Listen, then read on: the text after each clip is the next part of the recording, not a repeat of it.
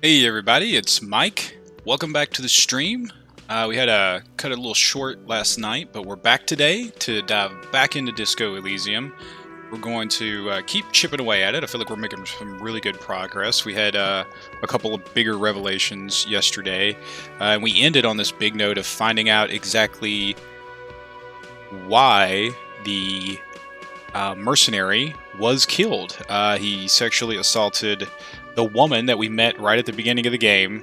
Kaleji, I think her name is. The disco dancer. The one that lives upstairs that I've tried to talk to several times since then, and the door's always been locked. So that's where we ended, and that's kind of where we're going to pick up today.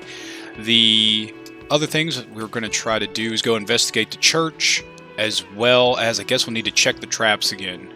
Looks like Kim wants to talk to us. Let's check real quick. Speak to the assault victim. Yep, we got that here. We have this whole thing about asking the scab leader about the tattoos.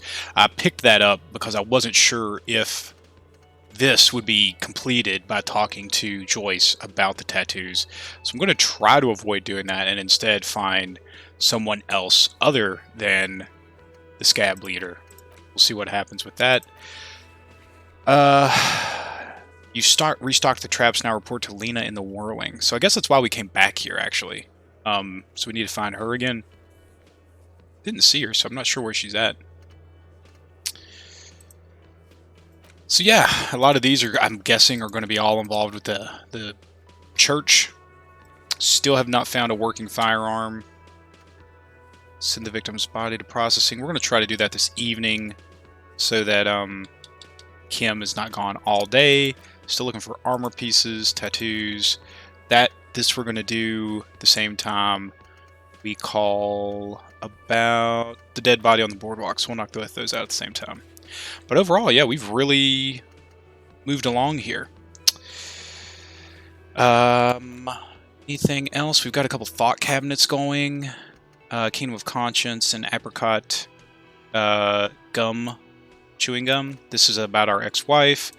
This is about, I think, kind of the way our character is viewing the world and kind of incremental changes rather than massive changes. Like, that's how you really bring about change in the world, is subtly over time. And the other one I really want to do is, of course, where is it at? The Litany of Contact Mike. So that's probably where our next skill point is going to go, unless we have a check that we need to do. So yeah, so let's just... Oh, there's Lena right there. Good. Let's just go ahead and see what Kim has to say. Feel free to just hop in and What was that? give your opinions and everything in the chat and take it into consideration. If you have any tips, feel free. Just no spoilers, please. Alright, Kim. What was that? What was what? It was nothing. You mean the sweating and fidgeting when he mentioned her name? Yes. And the sort of quivering jello thing with my eye? Point to your twitching eye? Yes. 'Tis art. That's funny. It's an art thing. You wouldn't understand. I think I know that woman. The victim, is there something I should know before we talk to her? Whatever you do, don't say the first thing. I met her in the hallway after I woke up. She knows I didn't remember being a cop. She knows I did some pretty crazy stuff before I passed out, that I partied hard and not very healthfully. I asked her where we are, what city is this, maybe even what year, something like that. So here is where my let's be honest and redeem Harry has come back to bite me, because this person will think I'm absolutely crazy. So I met her in the hallway. Understood. You were not in good shape on Monday. That is true. She knows I didn't remember being a cop. Okay, that's manageable. She knows I did some pretty crazy stuff. So she overheard you, or did you party together? She overheard me listening to music, doing weird things from her room. It's the one next to yours. Anything else? I asked her where we are, what city is this, maybe even what year, something like that. He shrugs. That's clearly your interrogation technique. Anything else? I'm glad that Kim is not fazed by this. The fact that I have done, I guess he's seen it enough at this point, so that makes sense. All right, nothing else. Let's move on. We'll be all right, Lieutenant. This is nothing. Look at that. His re-encouragement healed me. Me and Kim are buds. I want to transfer to the 51st. You feel fortified by his reassurance. It's going to be all right. Is it though? Nothing. You're still in for a bumpy ride here. Try not to mess it up. All right. All right, Lena. I reset the traps. Hello, dear. It's good to see a familiar face. I restocked the empty trap. Where's Morel? Thank you for doing that, dear. She managed to smile for you. Morel still isn't feeling well. I convinced him to stay at Gary's to get some rest. She looks down at her hands. I'm afraid the cold has really gotten to him. Only the hardcore players left, huh? It's probably for the best. It's awfully cold out there in those reeds. He gives up and I'm running around. No, let's be kind. I'm sorry, dear. You've had to drudge through them so many times. Such is fieldwork, a young person's game, as they say. Her voice is shaky. What is going on here? So who's going to check the traps? Morel will eventually, or we'll talk Gary into going back out perhaps. The lieutenant stares at his shoe, caked in mud. He doesn't say anything. Something tells me it's up to me again. We'll take care of it. Once more into the breach then, taking on with undue optimism. Good luck. With that, my bug chasing days are gone. Once more into the breach! That really is too much, sweetie. Thank you for your dedication, but I can see you're coming down with a cough yourself. Very strange. Why is she not letting you do this? It's like she's given up. Lena, what's wrong with you? What's wrong? You seem different.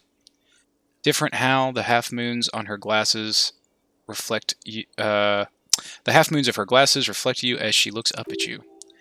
Answering a question with a question, for example, defensive, isn't her usual style. You've given up on the phasmid. You're not telling me the whole story. I'm not. It's not that she doesn't know how to end the sentence. What is it? It's a strange feeling. She looks down, biting her lower lip. I haven't really told this to anyone, but you are a police officer. I am a police officer. Not crazy at all. Do you ever wonder if some lovely story from your childhood is just that, a story or a dream? Seeing the Insulindian phasmid was just a story I used to tell people. I didn't really think about whether it was real or not. But Morel told me you'd seen it. You also told me. Morel's so proud of it, he always tells everyone. Are you saying you made it up? You seem to really believe it happened. Doesn't that count for something? So you haven't seen it. I should arrest you for lying. You seemed to really believe it happened. Doesn't that count for something? No, sweetie. She shakes her head. There's more to it than that. Morel was so eager to believe my story was evidence of the phasmid's existence, that I'm some queen of cryptozoologists I'm some queen of the cryptozoologists that, and for years his belief made me believe too. But now we're both getting old, and he's still working himself sick out in those reeds, looking for it. She shakes her head, still unable to meet your eyes. But what if I was just wrong? I think I was. The lieutenant opens his notebook, but he doesn't write anything. Suggestion. Oh, this is a red one. First tell her that her marriage hasn't been a lie. To hell with this, I still believe you saw the... Oh, dude, that is a... Thing is, you're not sure you made it up. You're not sure you made it up either. Okay, it's a false memory. Doesn't mean all cryptids aren't real. Chase another one. You're right about all of it. I need to get back to my work. To hell with this, I still believe you saw the phasmid. I don't feel like there's anything here that's going to help me with this role. Thing is, you're not sure you made it up. I'm not sure of anything. She looks out the window. Sometimes I still see it, the real memory. Not the memory of the memory, but it's so hard to tell the two apart. Ah, good. I have completely missed that roll. Shucks. Either way, I should go. Poor Morel is running a fever, and I need to get him home to Jamrock before we overstay our welcome with Gary. Are you sure you don't need help getting to Gary's? You do that. I'll check the traps. You do that. I'll check the traps one more time. Be careful out there, Lena. It's been a pleasure. Dang. Wow, kind of didn't want it to end this way. You do that, I'll check the traps one more time. Really? Oh, sweetie, she looks at you. Please don't get stuck on a dream. Take it from me and Morel. Are you sure you don't need help getting to Gary's? Oh no, thank you, but I can get there on my own. This old thing is gas powered. She taps her chair and then a taxi home. It's not so bad. Can I have your address just in case there's news? Okay, it's 113 Tabernacle Road, Jamrock, but be careful out there, Lena. It's been a pleasure, ma'am. The rest of it is pretty grim. Thanks for bringing some light. It's been a pleasure, ma'am. Likewise, sweetie, she flicks a switch on her chair. The engine turns on with a whir. Thank you for everything, truly, even though it turned out to be, the sentence remains unfinished. A waste of time, a lie, a fool's hope, say her lips in moving silence. Like that, she drives off. The gas engine putters quietly as she gets to the doors, then pushes them open. Outside, the coastal wind blows. That's sad. We should go too.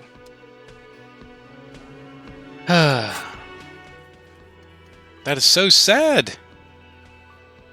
I guess we'll check him one more time.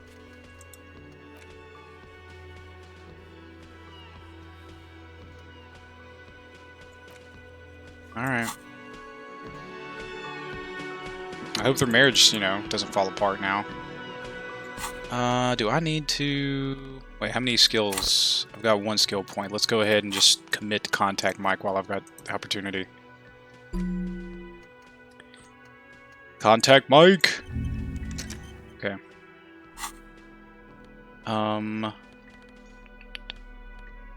Now what? It's like a weird little chattering on this screen that's kind of creepy. Makes me feel uncomfortable. Look at this pain threshold. I could really level this up somehow. Could have like the most pain threshold ever. I wonder what happened there. It's like the most I think I can level up the most. Oh, and Save Fair Perception. I've leveled up Perception quite a bit. What do we need to do next? We could go check the traps. We could speak to the assault victim. Let's go... Ay, ay, ay.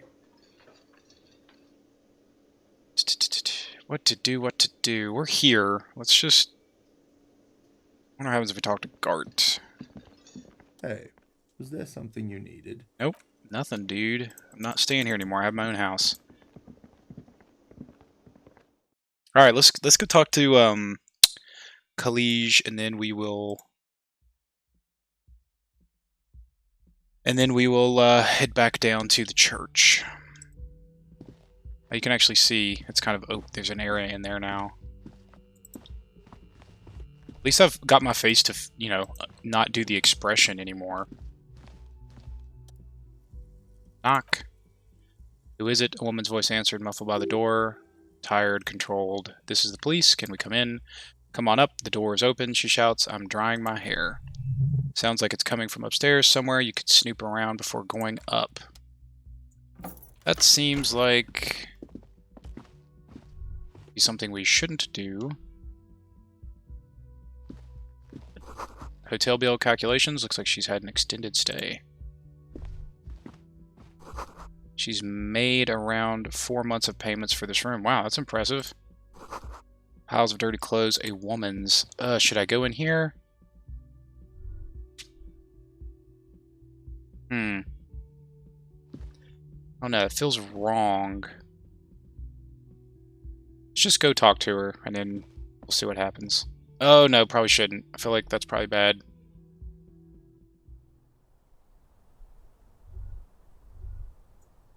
Oh, let's go back downstairs. We're cops, right? That's a weird angle.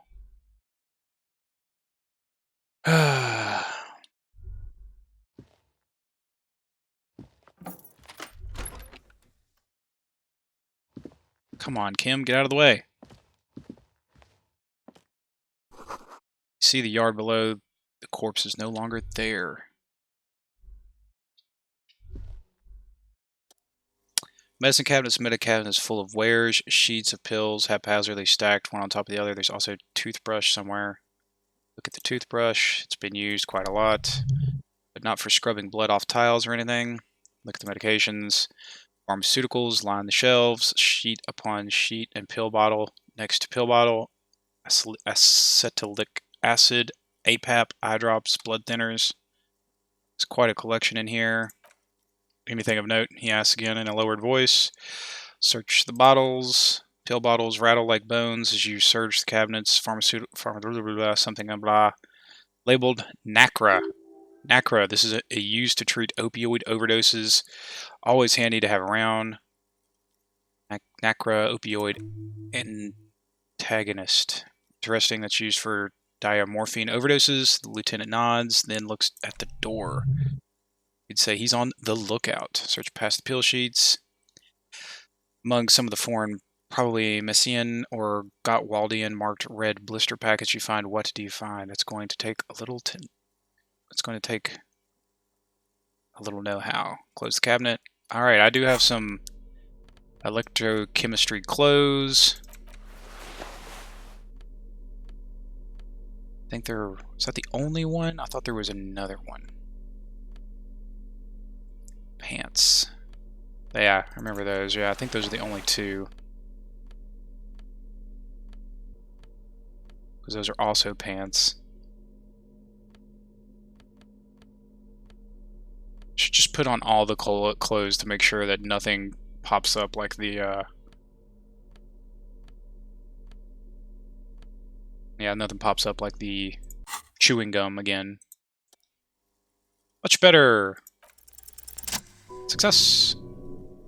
A bright orange bottled with Preptide stamped on it in sunny, happy letters. Jackpot, baby, that's the stuff you're looking for. Your palms begin to sweat just holding the little plastic container. Take it in the secret. What's so exciting about the orange bottle? It's speed, man. Just what you were looking for. They'll call it dextromethamphetamine, and talk about psychological disorders. What we're seeing here is some scientifically advanced trucker speed. Lieutenant also see a brand called Peptide. Peptide is a euphemism for pharmaceutical amphetamine prescription speed. No, I'm not taking this. Close the cabinet. That's all there was, right? Yeah. We are drug-free. We are redeeming Harry. We put on, what did we switch? We switched the gloves. Where are the gloves?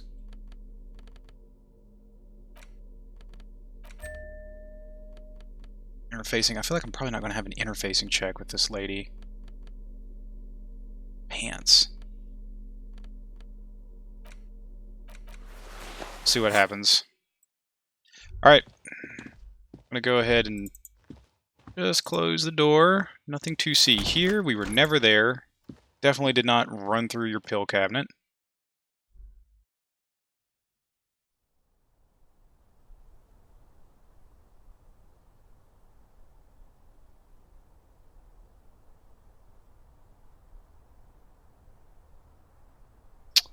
Alright.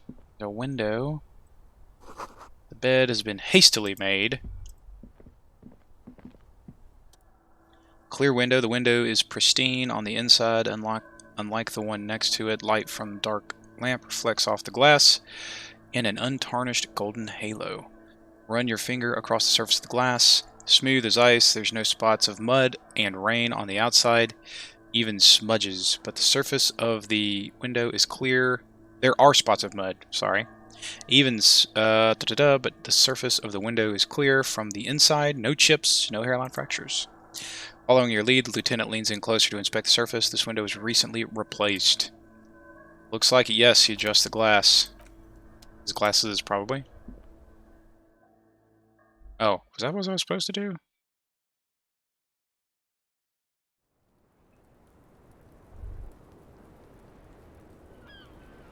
What's in there, I wonder? Is that her bathroom, I guess? Smell of cigarette smoke in the air. Astra menthol. Cold coffee, an ashtray that looks like a hedgehog. Oh, I mean, she's smoking a lot. Look, a handful of dried white wildflowers. Just as you look at the flowers, a gust of wind raises them from the roof, picking them up into the air. Hand-eye coordination medium, move your hand fast. You catch a single white flower between your fingers, the rest fly off into the wind. It's a maybell. The young woman looks at the maybell in your hand, just a glance, then takes a drag of her cigarette.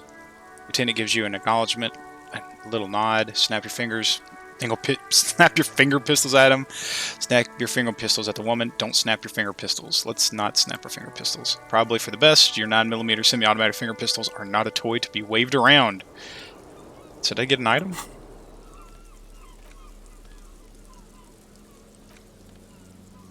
This is the wildflower you caught in one of the bouquet of mujets that you found on the whirling roof. It's shedding its petals quickly in your pocket. 6 crumbling petals rest on your palm. They are white, a bell-shaped crown. What is this, Kim? This is the Insulidian lily. The lieutenant corrects his glasses, called Maybells or Lucille's tears. During the Revolution, girls used to pin these on soldiers before sending them off to battle. This flower is a spring flower, but it's a bit early for that, isn't it? What is the Revolution? A big political and military conflict. Ask around, buy a book. He seems annoyed by the question. Who pinned them? Which side? The revolutionaries, so the communards and the anarchists. White's their color. But the custom started in the suzerain's army, so it held meaning for the kingsmen too. It's about girls and boys more than sides, girls sending off boys who are going to their deaths, then also dying themselves in the ruins from dysentery and consumption. It's a symbol of the Civil War. Does this flower blossom in early spring? Yes, but not this early, not to my knowledge. He observes the petals. It looks dried, preserved. Is it a coincidence? It being on the roof? Maybe, maybe not. He makes a note in his little notebook. We'll see. Very well. Water flows under the channel bridge, dark water. You rub your sides for warmth, but there is none. Blow on your fingers. Inland above the Martinez distributary, the channel that brought the wastewater from the silk mills of Jamrock, and then dead bodies during the war. The wrinkled fingers of an old man crushed flower petals, then sprinkled them in the stream. Crush that, like white salt. Ask the Pentaque player. Wait, have you noticed there is a war veteran playing a ball game? Yes, I do. You should ask him about the flowers. I can do that.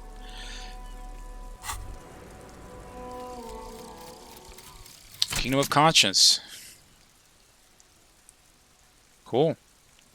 Kingdom of Conscience will be exactly as it is now. Moralists don't really have beliefs. Sometimes they stumble on one, like on a child's toy left on the carpet. The toy must be put away immediately and the child reprimanded. Centricism isn't change, not even incremental change. It is control over yourself and the world. Exercise it. Look up at the sky, at the dark shapes of of coalition airships hanging there. Ask yourself, is there something sinister in moralism? And then answer no. God is in heaven, everything is normal on earth. Moralist dialogue options: heal +1 morale. Learning cap for volition is raised to 5. Learning cap to logic is raised to 5. Wow, that was quick on Contact Mike. 5,000 to 1, rank outsider. No one saw it coming. The mantle of a game changer demands intangible qualities. Fights are not won. You're thinking instead of doing detective work right now. You're thinking instead of doing work right now. Fights are made. Blow by blow. Let's take it Mike to the Mikey. Some low-intensity part of you has entered a sports cliche-driven fugue state, and it's not necessarily a bad thing. Also, Mike knew what it took to win. He just wanted it more. All physique white checks unlocked. I don't know if I had any of them. Huh.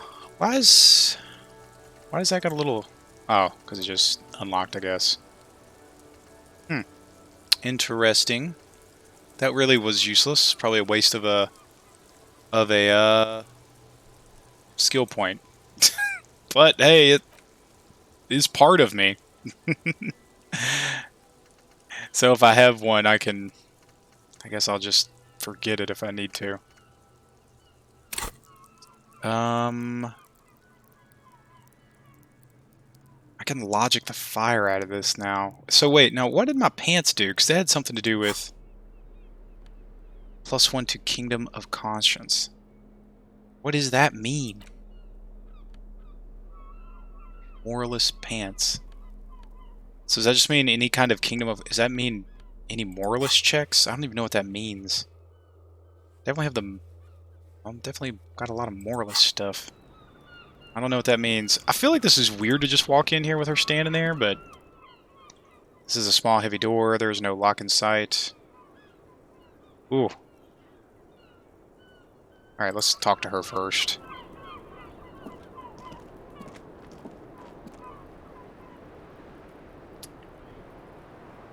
Alright. Alright, Clige.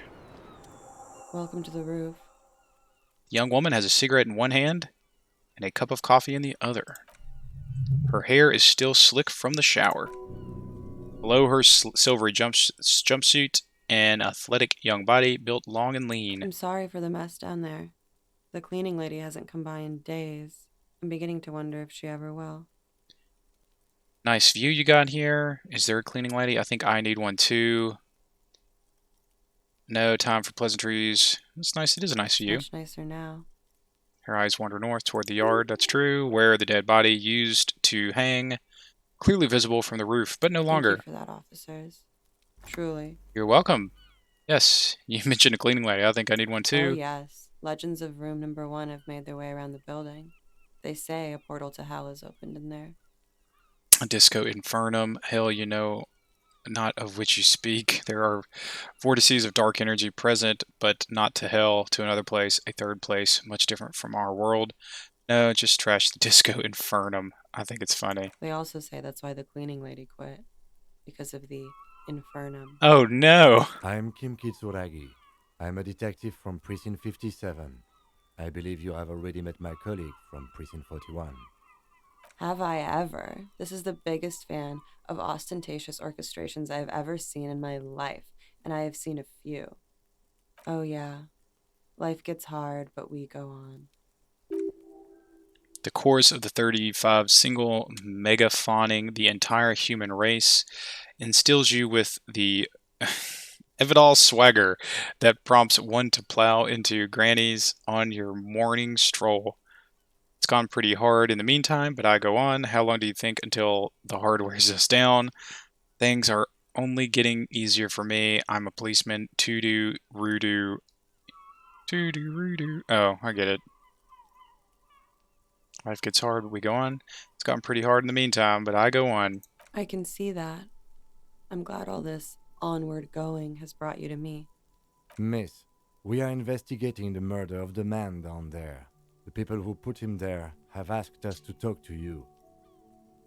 Ah, I see. She takes a pensive drag of her menthol cigarette. What could she be thinking of? It's hard to say. Her shoulders are relaxed, her eyes on the cigarette. What is your name, for the record? Clige Amando. Same name that Titus gave you, like her accent, it sounds Orange. Her birthmarks also signal Orange, just don't know why, but Orange girls tend to come speckled. Are you from Orange? Right, sir. Vredefort, Republic Orange. I guess you could say I am an Orange expatriate. Wasn't the tattoo on the hangman an Orange map of the waterways? The thought begins to form in your head, then dissipates. Something for later. What is Orange? A bad memory, officer. The Republic of Orange is a democratic nation on the Mundi Isola, north of here. Over the sea and across the Pale, it is one of the 6 major Occidental nations to hold stake in the continued occupation of Revachol, the Coalition. People consider it a reasonable superpower. Okay. Reasonable? They will make you into a fiscal colony, divert your natural resources, hold patents and shares, but they won't threaten to wipe you out at any time like Revachol did in its prime. A bad memory of what? Of lilacs and lightning. She squints her eyes as if to see them in the distance. Parks, glass, duraluminum. Vredefort is a conference city. It's always autumn there and night. At least it was for me. What's so bad about that? Nothing. It's just if you're no longer there. How old are you? I'm 28. She takes a drag. What do you do, miss? What is your specialization? Something stupid. What's that? Orange lit. Orange lit. Orange literature. It's what I studied at the university. She raised both eyebrows. What is Orange literature about? Fear of failure, fear of death, how it sucks to be Orange. All national literatures are only the name of the nation. Only the name of the nation changes. That's funny. Orange lit. What do you do with it? Nothing. I do nothing with it. How do you make money then? Money is very important. Show her money? I would be curious to know how she makes money, but how do you make money then? Money is very important. Cool. She looks at the black note in your hand. I've made more money by just being than I have with Orange lit. Being what? Many things. A roller skating instructor, a secretary, Miss Orange 37. She smiles. Of course, she won a beauty pageant. She's very symmetrical. Could we take a look at your passport, please? I'm afraid you can't, officer. Why is that? Because it's buried in a sealed plastic bag at an undisclosed location on the coast, along with cash and airline tickets. Thank you for your candor. Why? They say so in your tourist brochure. Keep travel documents away from your person when west of the river. Pretty sure I have the legal right to demand the passports. How do I know you've told us your real name? If I were to lie to you, I would come up with a more mainstream name than Clige Amando. It's a weird name. She seems to be telling the truth. Okay then. Okie doke. She pours herself some more coffee. If any of this made her nervous, it certainly doesn't show in her expression or her movements. Thank you. That's it for the record. That's the record, so official. Nice room you've got here. Yes, it's pretty deluxe. What are you doing here in the Whirling in Rags? I'm wintering. How long have you been here? She calculates about 4 months. I came in November. The bills downstairs concur. Why here? Here in the Whirling, here in Martinez, or here in Revachol?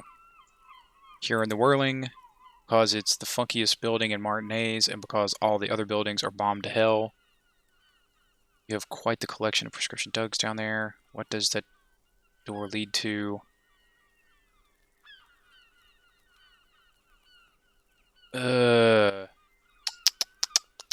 What does that door lead to? I have no idea, officer. She looks at it calmly. That window is new. It is. She moves slightly to your left to check her reflection in it. Lieutenant makes note in his notebook. Quite the collection of prescription drugs. Thank you. I put a lot of time and effort into it, she says, without any discernible irony. Technically, possession of narcotics is legal in Revachol, but you should still reprimand her. Narcomania is nothing to be proud of, miss. It was quite impressive. How did you amass such a hoard? Narcomania. She almost spits out her coffee. What did you say? You heard what I said. Narcomania is a serious issue and nothing to scoff at, miss. Oh my god, now it's turning into narcomania. It's going to be serious if it's 2 words. Her face lights up with laughter. I'm sorry, she gathers herself. The collection includes Nacra, an opioid antagonist. You seem to have... That's all as far as that goes. You seem to have Nacra. Comes in handy when you have done too many opioids. It's something that happens to you often, miss. His tone isn't aggressive, just inquisitive. Better safe than sorry. She takes a drag. Seem to have, among other things, peptide. Oh yes, one of my favorites. It cures many ailments. Like what? Like not being able to stay up for 36 hours, she thinks. Not being happy. It cures those ailments. It's just a mirrored speed molecule, basically. Very funky. She takes a drag, looking at you straight in the eye. Huh, okay, well that doesn't really... Okay, she just takes a pensive drag of her cigarette, watching herself reflected in the bedroom window, tall and sparkling and draped in smoke.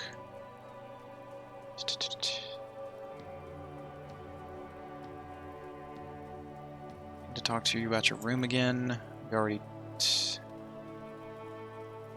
What are you doing in the whirling in rags? I wanted to see why she was in Revachol, but... Oh, okay, we're here in Martinez. I heard this is where the washed-up disco has-beens go. Sassy Town, where the future of dance lies. You're too young to call yourself a washed-up has-been, she smirks. I'm really not.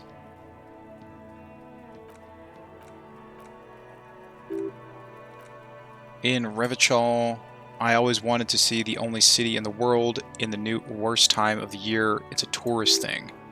This is by far not the only reason she's here, and she isn't really hiding it either. Wonder what you'd get if you ask... Here in Martinez. It's in Sassy Town. It's where the future of dance lies. If you say so, officer, if you say so. Anyway, okay, other questions.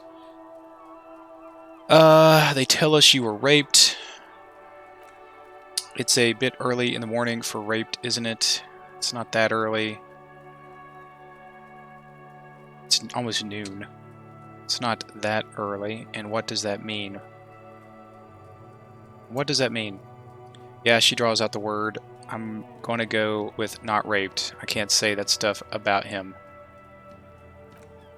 Tell them it's not my style. They'll have to, you know, if they want to jazz up the charges, they'll have to get someone more. She searches for the word and shrugs. Rapeable. What in the world? It's all very organic. Her mannerisms, her movements. If she's acting, she's quite gifted. By they, she means the Hardy Boys. Are you saying you were asked to tell us that you were assaulted? Not explicitly, but I understood what they meant.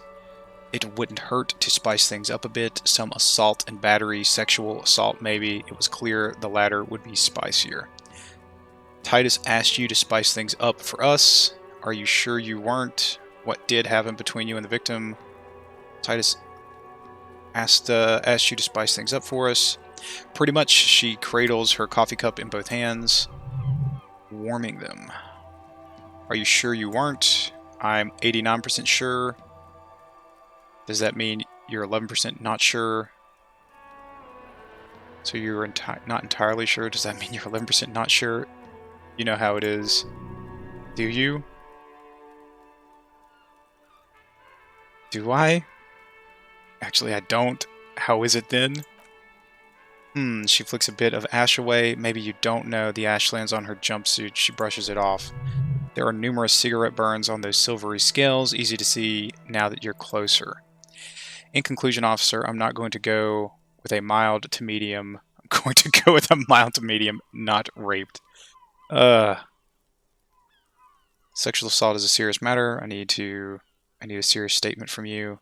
Sounds like something happened and you don't want to acknowledge it. Lieutenant, I don't know what to say about this. Sounds like something's happened and you don't want to acknowledge it. Let me make this 100% clear, officer. I was not sexually assaulted. She tilts her head. Would I be as flippant if I had been? Alright, I'll take it. What did happen? We partied. Where have I heard that before? You mean like a birthday party? Yes, like a birthday party. What kind of partying? Point to your bloated face. The kind I do. I don't get it. Wait, partied? Where have I heard that before? A lot of partying going on from Titus about her and Titus's relationship. That's where you heard it. Yes, you're right. You mean like a birthday party? You kind of partying, point to your bloated face, the kind I do. I don't get it. What do you mean? What kind of partying? With all due respect, sir, I think we partied a little harder than that. Oh, wow. No one parts. I didn't know it was physically possible. Oh, it is. She takes a long drag. You're still alive. What did you do when you partied? We drank, sir. She takes a sip of her coffee. A lot for weeks, basically. We had that effect on each other. We made each other drink harder. That's why I liked him. What else? Stimulants, speed also has that effect, making you drink harder, and then drinking harder makes you do more speed. It's quite the combination. We also had sex. You were lovers, were feelings involved. A little, the drugs were good enough, and we did enough of them. How did you two meet? The lieutenant's voice is quite calm. Downstairs, she taps on the roof with her 10-centimeter heel. At the bar, he was on some sort of assignment, a military man, as you probably know. He had a cool, scary scar. When was this? A month ago. Something like that. It must have been hard for you to seeing him there. Oh yes, she says bitterly. I've had a great view from the roof, out of the bathroom window, in my dreams. A bitter cringe, it hurts. You look at the lieutenant. He takes a small step closer. You called us the RCM. Yes. Jackpot! The call reporting the hanging, that was you. I made it, she nods, and I would appreciate it if you didn't tell everyone in Martinez. They call it snitching. Reporting crimes is confidential in Revachol Miss. Before we go, if there's snitching... The caller's voice was disguised. I didn't exactly disguise it, I just muffled the mic and nicked the landline a little, nicked it how? With nail clippers, and I diverted some radio fuzz into the cold wire. You were right to suspect there might be foul play involved with the broken phone line. And in the process, you broke the landline downstairs. Did I? She looks into her coffee. I didn't mean to do that. I had no idea what I was doing. Jigsaw falling into place. This is satisfying. Good catch. I appreciate the symmetry. Still, that's pretty clever tampering. Simple and clever crossing the lines like that. Seems like you had some idea that was nifty. Thanks, she manages a smile. She looks a bit like a little girl who's just been complimented on her bike repair skills. Why go through all the trouble? I don't know, sir. It was stupid. I was drunk too. I was probably afraid the union was listening, and locals say they have ears. I was afraid the union was listening in. Locals say they have ears in the wires. We're not entirely convinced about that answer, but okay, let's let it slide. Pushing won't help here. Thank you for making the call, miss. It was the right thing to do. I didn't want to, sir, but if I hadn't, he'd still be hanging there. What can you tell me about him? Name, eyes, age? I'm sorry I can't do it. She puffs her cigarette. Not right now. Later, maybe. I keep seeing him like he is now. I can't talk about his, I don't know, hair. Another puff, more nervous. I know it's difficult, miss. We can return later. What did they hang him for, if not rape? He had something to do with the strike. One has been roiling since I got here. Rotten timing, she thinks, but you probably know all about it. And his role in the strike was... I think he was in a security detail. He was ex-military, worked for Wild Pines and against the Union. We didn't discuss work much, if you know what I mean, but I understood it was dangerous. And they lynched him for it. She nods. Why was there a bullet in his head? Bullet. There's a silence. Her brow meets the middle. Brows meet in the middle for a pained frown. They shot him too? I'm not picking up any theater craft here. The pause is sincere. They stripped his clothes and they shot him. You mean after they hanged him? I am confused. Sorry. So am I. Were you aware that he had also been shot, miss? Things are starting to go a little over my head here. I thought he was hanged. I was not present when they did it. I don't know what happened. I just know what they told me. And Sylvie, the bartender. This is beginning to get confusing for you two, and we don't like that. Where was she that Sunday night? Where were you when this happened? Cowering. I was cowering downstairs with Sylvie. How do the Hardy Boys know you? They're frequent guests downstairs. She looks at the floor. It's tarred. They have a booth for the union members. They're probably down there now. And how did you meet? Overdrinks, it's been a long, boring winter. Did you party? A little, yeah. Like you partied with the deceased? No, not as hard. I'm sorry to have to ask this, but have you had a physical relationship with any of the Hardy Boys? I have. Which one? Which ones, sir? I don't remember precisely. Titus, obviously, but as I said, it's been a long winter. Okay. Thank you for telling us all about this. I don't think there's anything... Looks like I've got all this other stuff covered. She breathes a silvery sigh of relief and weariness. The air on the roof feels humid. We should head back downstairs, officer. The lieutenant looks at you. We may have things to discuss there. I had something else before we go. A little thing. Look her in the eye. Ooh, I don't know if I have enough stuff to up my volition to pass that check. I'll have to look and see. Let's talk more about the assault. That's all covered. What is this wildflower? Show her the flower. She looks at the dried petals in your palm, then lightly touches one with her fingernail. Chipped white polish covers the nail. It's long and sharp like a mini dagger. The petal crumbles on contact. Pretty. Looks like a dried maybell. It's the one you caught Sambo style. What's Sambo? Why was it there? Sambo, a martial arts, sir. She raises her eyebrow. Is that it? Samaran boxing, or Sambo. Graceful martial arts stuff. Sambo style implies stealth and cool. Yes. Why was it there? Why was there a flower on the roof? I don't know, officer. Because of the wind.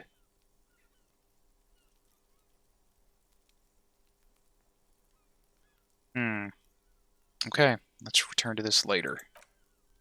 Why not? I'll be here until 2300, drinking coffee most likely. You made the right call there. It feels good. About what? I'm talking about your zero tolerance policy toward the mania of narco. You're in the right there. Powerful stance. Would you like to take it up a notch? Would you like to become an anti-narconian narcomania zealot? I'm pure and steadfast, totally uncorrupted by narco. Yes, you're pure, unravaged by narco. Of course, it's pretty obvious. You've done a lot of drugs in the past, and we'll probably do more in the future, but that doesn't matter. You're right. I can't think of any objections. Of course not. You're always been anti-narco militant material. You kept her off a dark course with that interjection. Are you ready to save lives? I'm ready to start saving lives. Yes. That's good to hear. The lieutenant acknowledges your strange mumblings. He does not have any narcotics visibly on him. He says it as he says it good. That's funny. Alright, let's talk, Kim. Looks like we have more to discuss with those so-called Hardy Boys. His Half their reasoning just went out the window. Think this will make them cooperate? Nothing will make them respect the RCM, but it will disrupt the game they prepared for us. We just stripped off one layer of whatever it is. Her decision not to corroborate their story was definitely not part of their plan. Why did she tell us all of that? What else could she have done? Lie? She saw there was no way to lie and get away with it. You would have caught it. I'm not sure she had to lie. I wouldn't have. I would have caught it. If not you, then me. It was a smarter move from her. She seemed candid. Think so? A shadow runs across his face. Being candid is the best way to lie. The appearance of candor with some facts thrown in draws attention away from whatever one chooses to omit. She may be trying to control the pace of the investigation. Anyway, we should move. I suspect our inquiries will bring us back here soon enough. Yes, we do have... Question, speak to the assault victim, confront Hardy Boys. Yeah, we gotta talk to that guy. Clay's told you she can't talk about him now, but you need specifics, height, build, etc. to confirm your autopsy. Ask a little later when she has collected herself. Okay. Let's check this door. What is this? Physical instrument. Ooh, it's a white check. Push. It's barred from the inside. Sounds like It's heavy, very sturdy. Must be something protecting it. The door is very sturdy indeed. Where does this lead to? I don't know. Lieutenant Freighter makes a note. It's not the first closed door we've found in this building. There's also your mystery blue door. Do you think it's important? I don't know. The further we get, the more this building seems to be tied to the case. Below the hostel cafeteria creaks and groans under your added weight. A skeleton of composite support beams and cantilevers. Tap on the roof with your foot. A dull thump somewhere inside a wind brace rattles from the imperceptible motion of the building. The vigilantes, the cadaver, and he nods towards a young woman. A number of people connected to the case are in or around this building. This door is part of it. It's not unimportant. So maybe the door below is a mega investigation. I could say something, but I'm not going to because I don't gloat. No, still a mini investigation. He pretends to make a note in his book. 3% chance. I need a physical instrument. don't think I have anything for that. Oh, there's 1 + 1.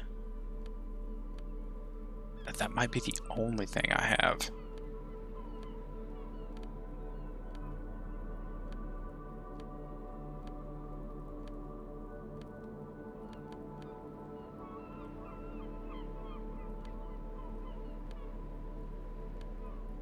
There's a -2.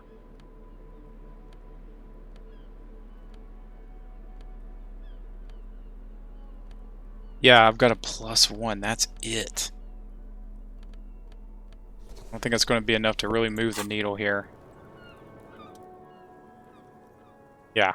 3%. I need a double 6. Let's leave for now until I can... What happens if I put... What if I equip the crowbar, maybe? Does that help? Probably not. Nah. Alright, well, we're just gonna mosey on for now.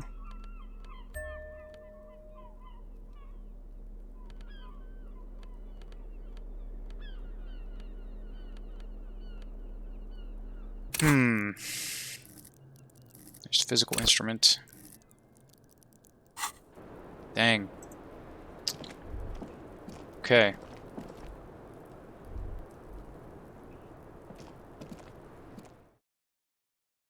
So now I gotta figure out how to get by that door.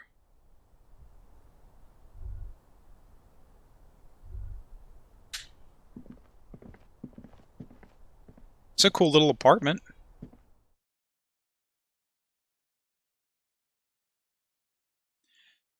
Alright, so now what?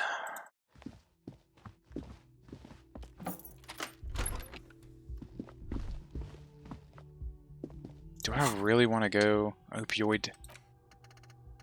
It's funny. I got one more thought cabinet. Or I have to start unequipping and re-equipping.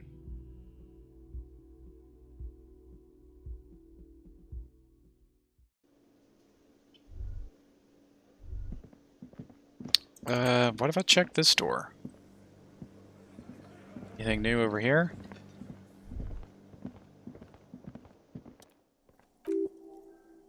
Try to push. Nothing. Leave. Those have to be connected. I just have to somehow... I'm gonna have to figure out how to build up enough to do that. Alright, dude. Your story doesn't add up. It's you again. What is it? Kalish says she wasn't raped. The big man's eyes and veins bulge. I knew that... For the record, she steps in forcefully. Titus Hardy did not explicitly specify the victim was... nor did he say anything about trusting her. Oh, shut up and stay out of this, Liz. He turns back to you. He raped her. He was out of his mind. You have no idea. She's just in denial. You don't understand the traumatic experience. She's shutting down. She doesn't trust you. Yes, she's crazy, you know, the rat-faced man says carefully. No. This is a diversion. Stay on track. Crazy, what are you talking about? She was very lucid. I did think that, yes, that she's a little crazy. Cut the bullshit. She told me the truth. Lawman, he says through the clenched teeth, I am at the end of my rope with you. I told you not to push her. And you went and pushed her. Something breaks in him. He takes a step closer and says, I'm going to hit you. Duck. Titus Hardy, her voice rings through the room like a warning shot. Everett personally sent me to take care of this. If this goes south, we'll all be in the shit, but you, Titus Hardy, are going to be buried, and am I understood? When she's angry, she emphasizes the S. It gives her voice a strangely hypnotic quality. Her lips barely move as she speaks. Look, Copper, the tattooed man snaps his fingers to get your attention. We know that the dead man was a rapist and a killer. We got him confessing to it on tape. Show it to him, T. He turns to Titus, who's still breathing heavily. What's the harm, right? Here, jerkwad. He slams an audio tape on the table. Listen to this, and then come back and tell me the soldier of Apocalypse was an innocent man. This is their last play, this tape. Their story is in tatters, a mess. It might be nice to listen to, but at this point, you don't need to. What should I care about this tape? You lied to me. You don't care about the evidence. His eyes twitch. Pigs, they don't care about getting the truth. They care about getting convictions. They're keeping the score on their bulletin boards. I won't be on your bulletin board if you don't listen to the tape. We got nothing to talk about. There's a lot of questions. If you ask them now, they'll still keep bringing up the tape, listen to it, and they'll have nothing to hide behind. So what's on this tape? What's on it? We call it the Dormonger Megamix. You'll know why once you listen to it. Where did you get this tape? You think we go into this shit deaf and dumb? You RCM aren't the only ones who know how to bug people. There's no university degree for that. So you bugged them. How? We have machines. He nods. We're in logistics. How do you think a harbor works? It's advanced stuff. Understood. You've listened in on their communications. He takes a little note. How long? Since way before their chief started taking swing lessons. Things got nice and quiet after that. Which one of you is doing this advanced audio work then? It's not advanced, the heavy man wheezes. You just hold up a piece. You just hold up in a co-op or coop all day, writing down what they say. It gets hot as hell in there. Don't put yourself down, Agnes. It's important work. The chief picks his beer back up. The offer is a silent toast. To offer a silent toast. Yeah, man, you're like a radio genius or something. These notes are some in-depth stuff. Indexes and shit. Where can I listen to this? I'm sure we can find a tape player. So I had to buy it. Where can I listen to this? He mocks. Why don't you try shoving? Oh my gosh. I'm sure we can find a tape player. It's not a problem. He repeats calmly in a hushed voice. Your room had one. Maybe it's too broken. That's enough for now. Get back to the investigation. Don't forget your tape, Lawman. He pushes the little tape towards you with his giant hand. Compliments of Titus Hardy.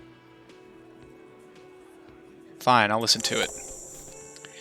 You do that, he says, adjusting his belt buckle. Oh, and keep it. Maybe you'll need a reminder of human ugliness someday.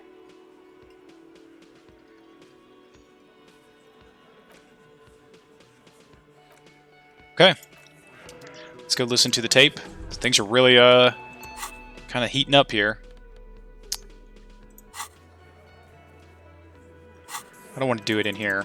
I think we can actually go and make the calls about the other stuff, too. Let's go do that in the kinema real quick. Make the kinema calls. Kinema. I don't know if I'm saying that right, but I'm gonna... That's how I'm gonna say it until someone says it in here so I know how it sounds. Take a drink real quick.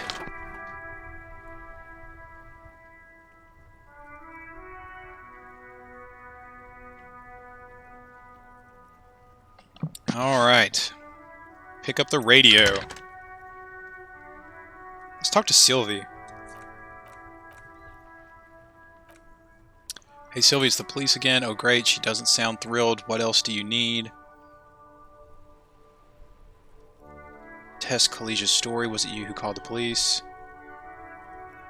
No, but why didn't you call? Do you know who made the call? No. Seems like Collegia wasn't lying when she said it was her. The lieutenant made a note. This corroborates her story. She made the call.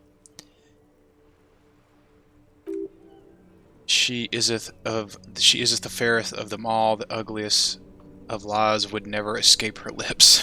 Why didn't you? Okay, back.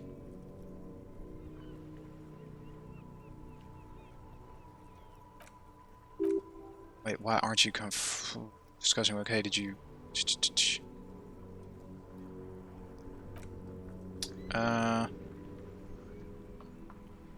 Get away from who? You know who? Oh, okay, fine enough. Thought maybe we'd get something from that because Kalish said she was down there with Sylvie. Jamrock Public Library, please. Oh, it's going to be a good one. I'm excited about that one. I've got Central Jamrock Public Library on the line, and I've already introduced you to their librarian, connecting... Oh, okay. Connecting the call to one... Yes, this is Central Jamrock Public Library here. A male librarian answers the call. How can I help you, officer? I'm looking for any information that you can provide on Billy Magine, a reader. Billy Magine, you said. Give me a moment. I'll have to check our database. He puts down the receiver. On Miro Drive in Central Jamrock, in a darkened hall lit by orange desk lamps, far away from the noise outside, a middle-aged man taps commands into an old radio computer. A printout falls on the desk. Behind him, a lonely reader scours some dusty bookshelves, looking for a paperback. Yes, hello, are you still there? You can hear him fiddle with the printout. I found Billy Magine's home address. Is that alright? No phone number, unfortunately. They're too poor to have a phone line. Yes, home address is fine. Here we go, sir. Rue de Saint Chiselane, 33B, apartment number 20. It's in Martinez, I believe. Cape Side apartment. It says that's all. That's where the smoker on the balcony lives, isn't it? Do you have any other information? It says here that they returned their last book just a few days ago, but I wasn't at work that day. Do you know someone who was? Mary, he covers the phone with his hand and yells out into the room behind him. Mary, do you remember a reader named Billy Magine? They returned a Thibault book the other day. You hear someone answer from afar. Maurice, what? A woman yells. Then, yes, okay, it was the if it was the police, she starts explaining something. Yes, it was my colleague Mary, the librarian, is speaking into the phone again. She said that it was Billy's husband who returned the book.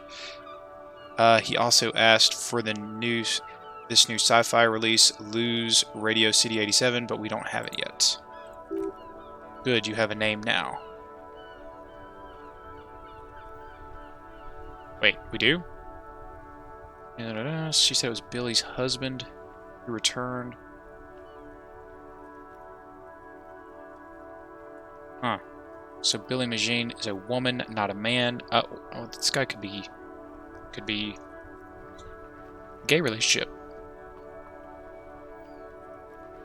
She was a woman, not a man. How did your colleague know that was her husband? Do you know the husband's name? Can't remember. Do you know the husband's name? Sorry, no. No knows him by sight. What does the husband look like? Mary, a moment. She said it was an older man and that she's pretty sure he had a drink or two the last time she saw him. What was he wearing? 1 second. The librarian turns away from the phone again and then relays the question. Sorry, Marie wasn't really paying attention to that. So Billy is a woman, not a man. Marie knows Billy. She's been working here longer than me. Sometimes her husband returns some books for her. Okay, well, thank you. That's all for me. I have no other questions. Happy we could help. Goodbye, officer. The librarian hangs up and the call gets redirected back to the station. Did you find anything about the boots? Still no word, I'm afraid. Sir, I know it must be frustrating. Was there anything else? Dang. Alright.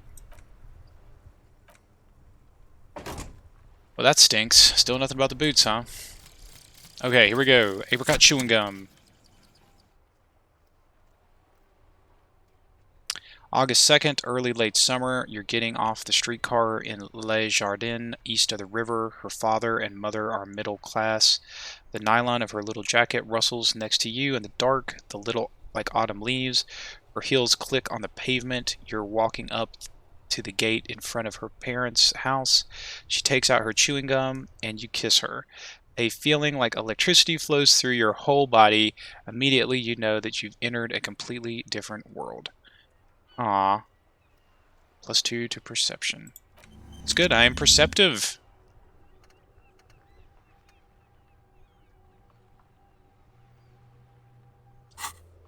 All right.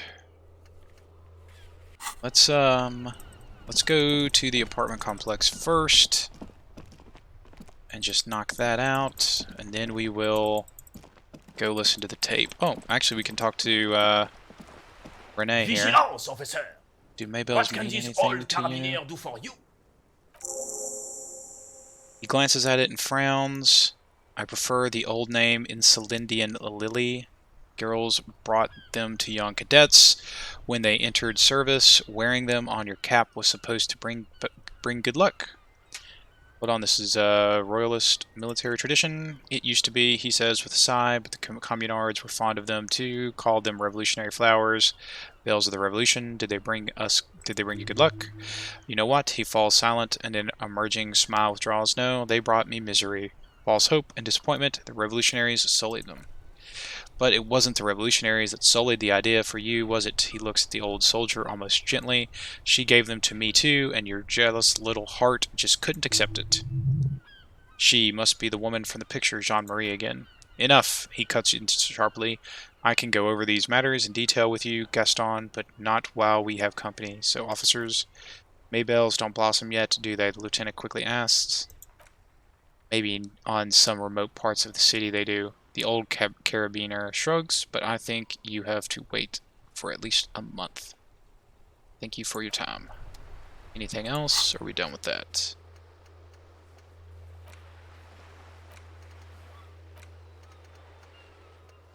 Yep.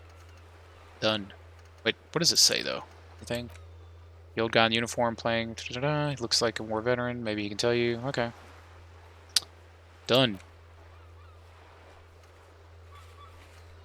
Let's go.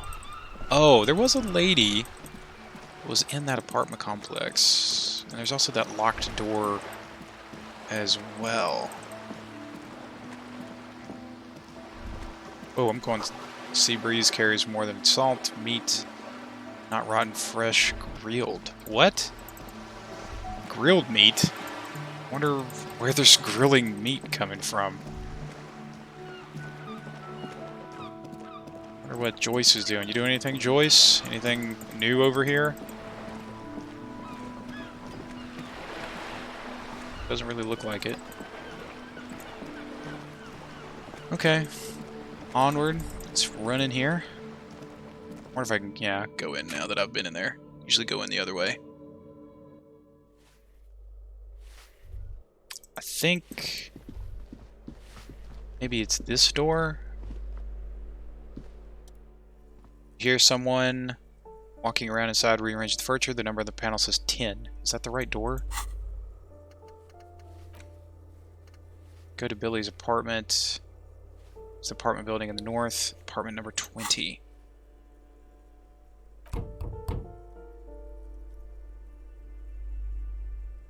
Let's open up. Do I have to open the door? You hear crackling heels. Do you have a warrant? Let's go. Yeah, must. Yep, must not be the right place. So that's number 10. That's a bathroom. Nothing in there, right? Yeah, I've already looked. 20 must be up top. 20 makes sense. Normally they're like, first floor is 10, 1 something, 100 and something. Second floor is 2. So, yeah, because he's 28, I think. So it's probably, yeah, this one used to be white. It's green now. That's it. A weathered brown door. The number reads 20. Something smells good. Soup a la guine. Lieutenant motions you to go ahead and knock. Hold on, Kim. We should discuss this before we move on. What should we expect? You're right. Let's talk this through. He looks at the apartment door and lowers his voice a bit. You hear light footsteps passing by the door and some folk music playing on the radio. We have our first preliminary identification. In all likelihood, the deceased is the husband of Billy Magine. We need to confirm this as well as deliver the death notification to Billy herself. Now, delivering a death notification is never an easy task. There's a reason why it's often called the most stressful part of our job. This is why it's usually done in pairs. You got this. I'll be monitoring reactions, ready to act if necessary. Do you have any advice on how to tell her? Kim, I don't want to do this. Tell her he's dead. Just don't say that you know how they feel. You don't.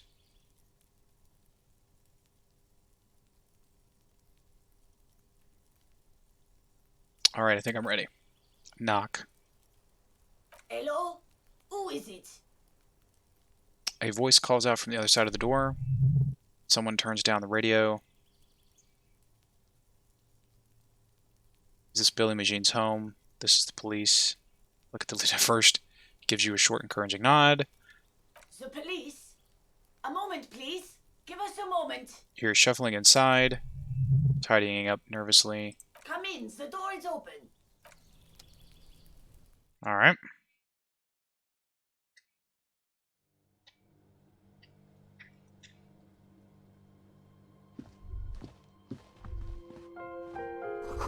Windows covered in old newspaper clippings. Can't they afford curtains? Chalk drawn height chart of children's growth over the years. Aw. Hello, detective. Sorry, just checking out the house. Textbook for high school mathematics. Posters of contemporary pop stars. Clock is ticking away. It's a cute clock.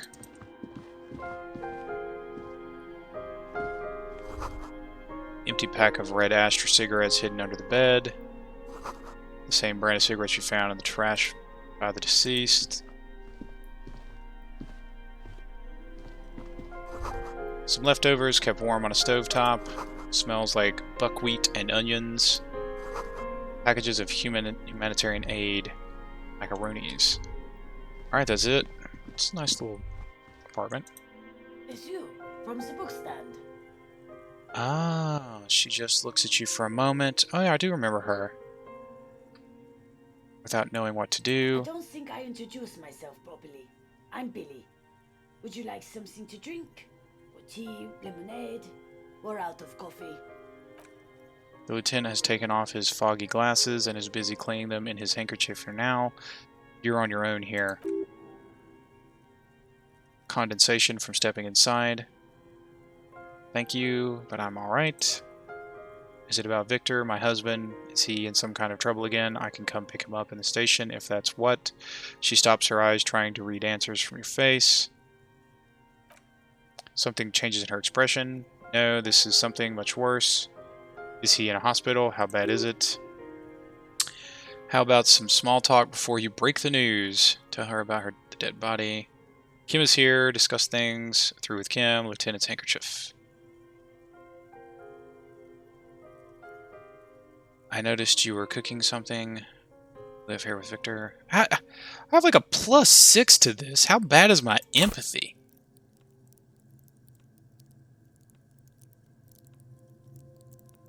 It's just at a 0, but I've got a +6. I guess I'd have to roll like double 6s to succeed. Wow. Let's see here. What if I just leave? Do I have anything that increases my empathy?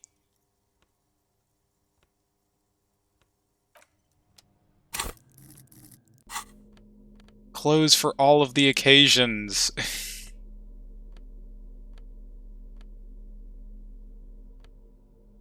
Here's +1 empathy.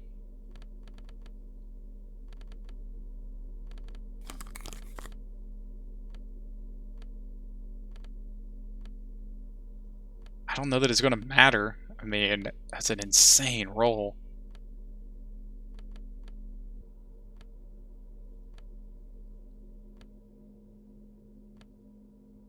-1 empathy.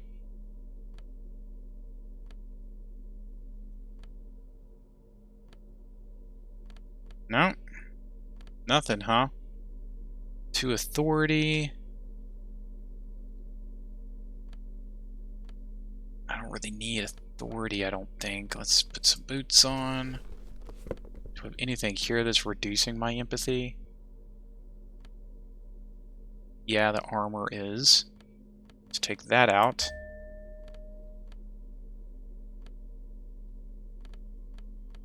I don't have any shirts that boost empathy, huh? That's a -1 to empathy. Drama, physical instrument.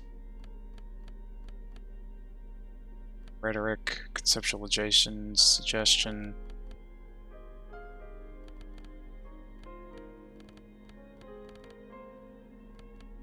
I guess we're gonna just go to put this on.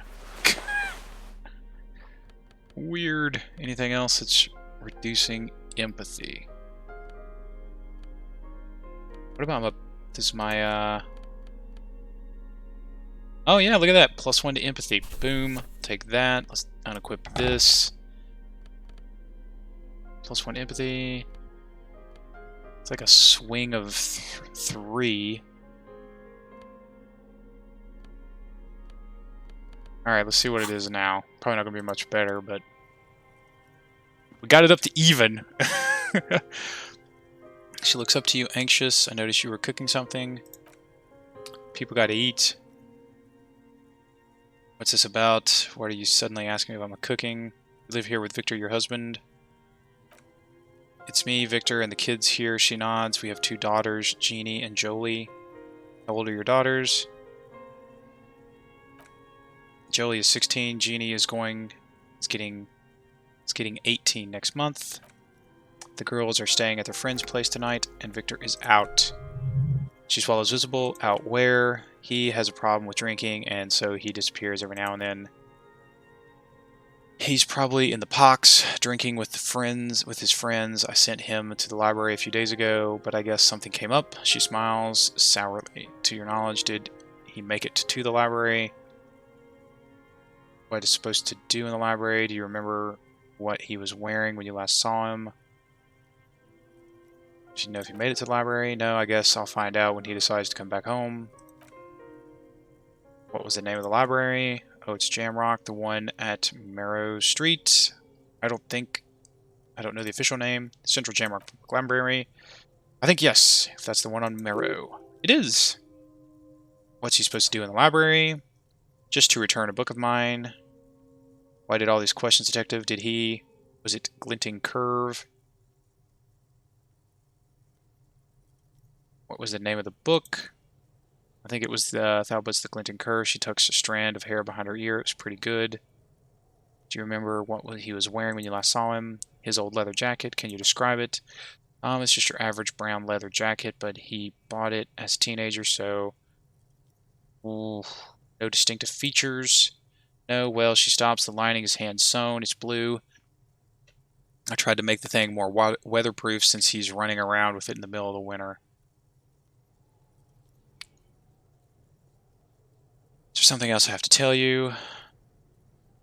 I made her anxious.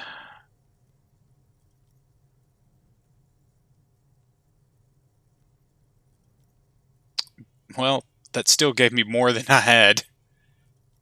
Alright, here we go. Fail.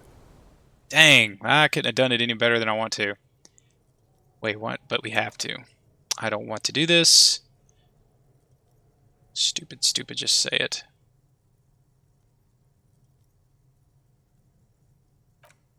Say what? She frightened. Officer. Too late. You ruined it. Just say it now. Your husband is dead. Excuse me, what? She blinks. What did you say? She's in pain. She's in so much pain. And so are you. Your chest is burning. Lieutenant steps in. We're very sorry to inform you, but your husband, Victor, was found dead this morning from the Martinez boardwalk. Oh, she touches her neck. Her eyes pale like pearls in seawater. Oh, she says again, but he was just... She looks at the kitchen table where 2 cigarette butts are still on the tray.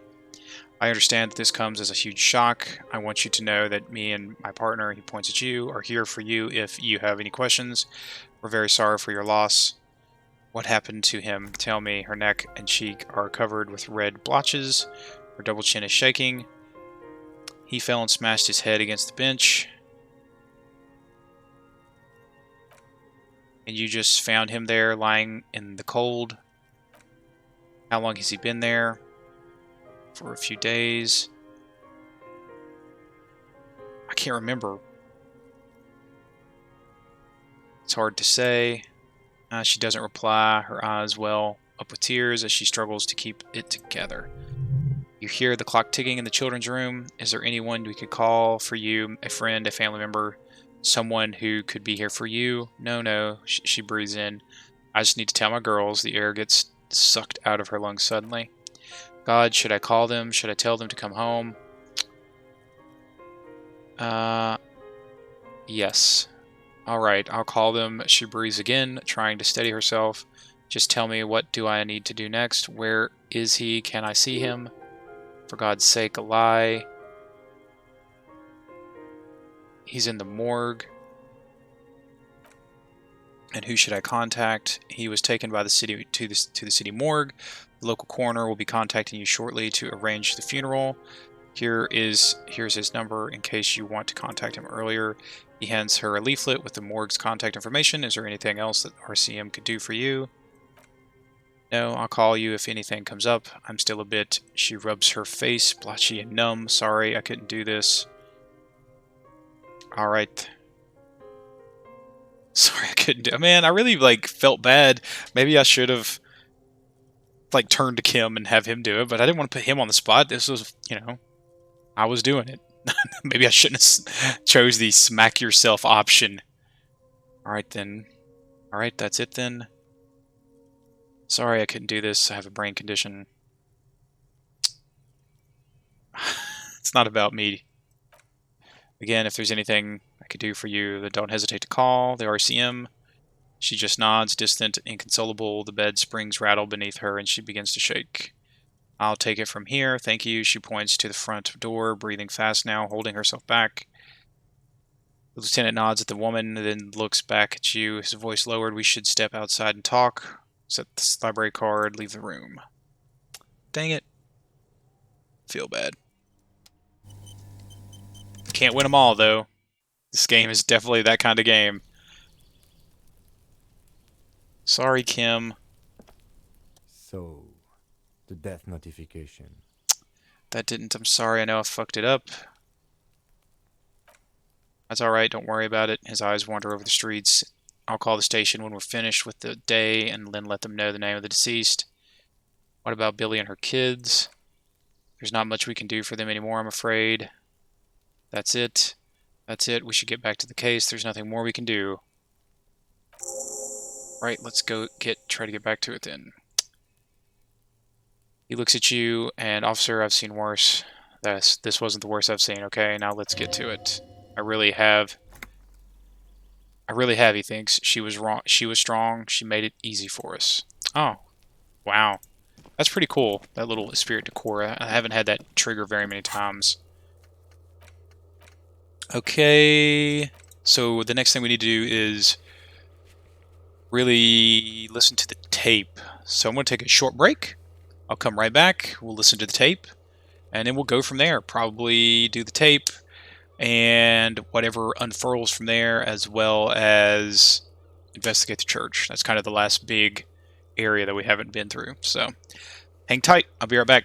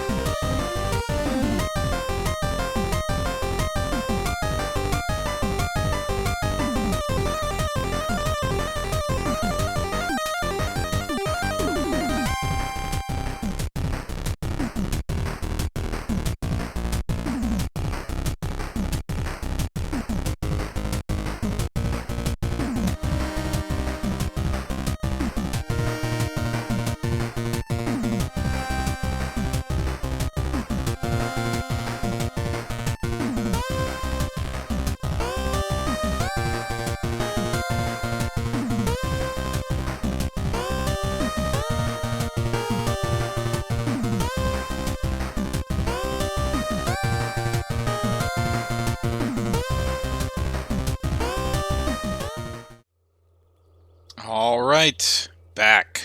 We are back, and let's go listen to this tape. I feel like it'd be weird to kind of just listen to it here. Yeah. Let's go to let's kind of get away from the apartment building a little bit.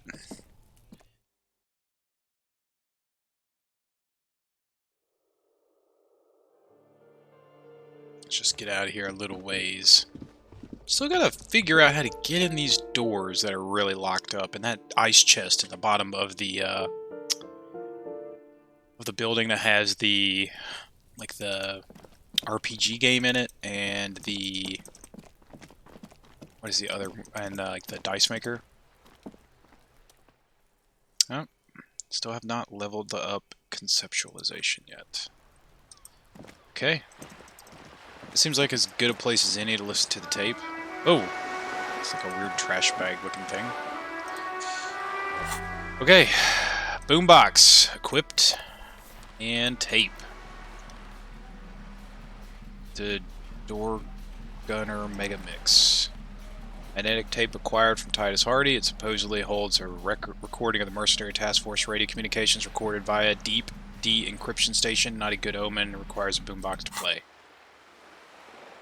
The porter reel is just what you need. The reel attached to the apparatus with the reels attach to the apparatus with a satisfying click. The tape is routed behind the magnetic reader. Play the tape. You push commence. The tape starts spinning. Violent static and machine sounds fill the air. This isn't Revachol, a man's voice says. This is a village. I can almost see the elephants. Another loud screech, some kind of machinery. The harbor. The lieutenant takes out his notebook. That's the sound of a cavalcent crane. He's right. More static. When the shit is done. When this shit is done, I'm going to tear that place up. Soldier of the Apocalypse style. Kill, shit, dogs, and chickens too. Want to rent a room. Cordy, a real nice one. This part is unintelligible. I don't give a shit. I'm done. I'm done mentally. I'll do them all in.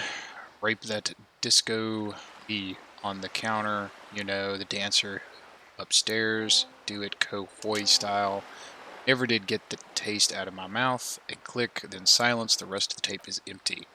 Lieutenant presses the button marked Arrêter on your porter reel. The tape stops spinning. What was that at the very end? Silence? End of recording. What do you think? It seemed authentic enough. Probably recorded off their shortwave, then edited to seem more incriminating. Sounds like he was on patrol around the harbor walls. I agree. Also sounded inebriated, but he did say he was going to do it. You can't edit words into someone's mouth. I think he sounded just letting off some steam. Cordy. I want to rent a room, Cordy, a real nice one. I wonder if they're talking to two people here. Cordy, I thought was... I don't remember the name. Da-da-da-da. That's the only thing left for Monday. That's pretty good.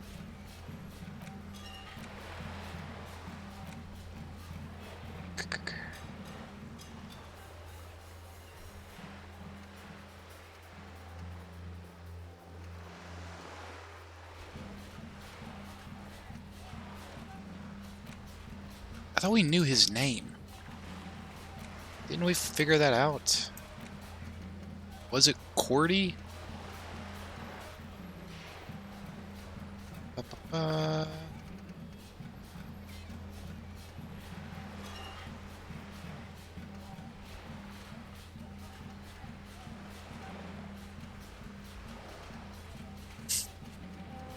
The jam mystery. Report back to Joyce.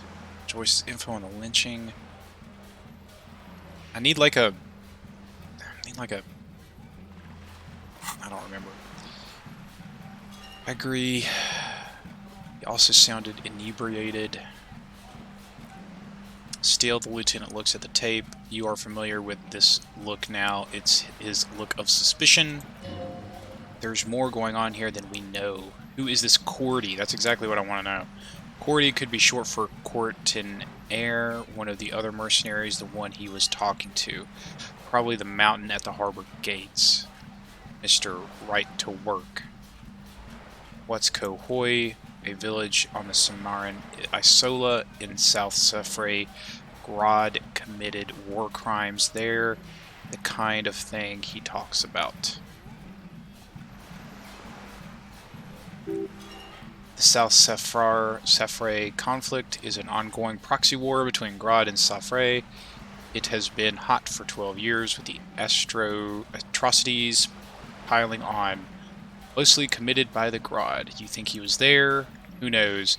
Maybe the tattoos would have an answer. We would need to know the story of this man's service. A symbol of soldier of the apocalypse style conduct in a symbol of soldier of apocalypse style conduct in a civil environment. Okay then, what now? I think we've got a few more questions for Clage, don't you? He looks around. This seems to contradict her testimony, at least to some degree. As you take out the tape, the boombox tunes itself back to the cheery radio again, spewing out beats like it's a Friday night. Okay.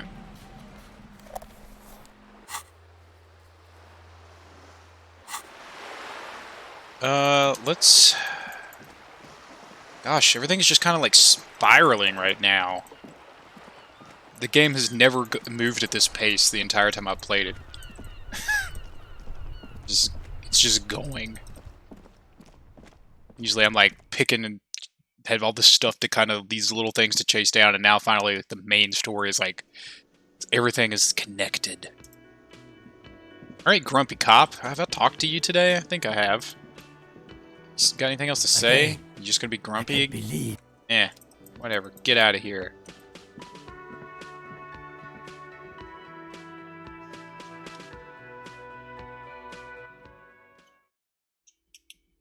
I can't remember, wasn't there some kind of check I was supposed to make with her as well? Was it empathy? I have to be like really packing up the empathy.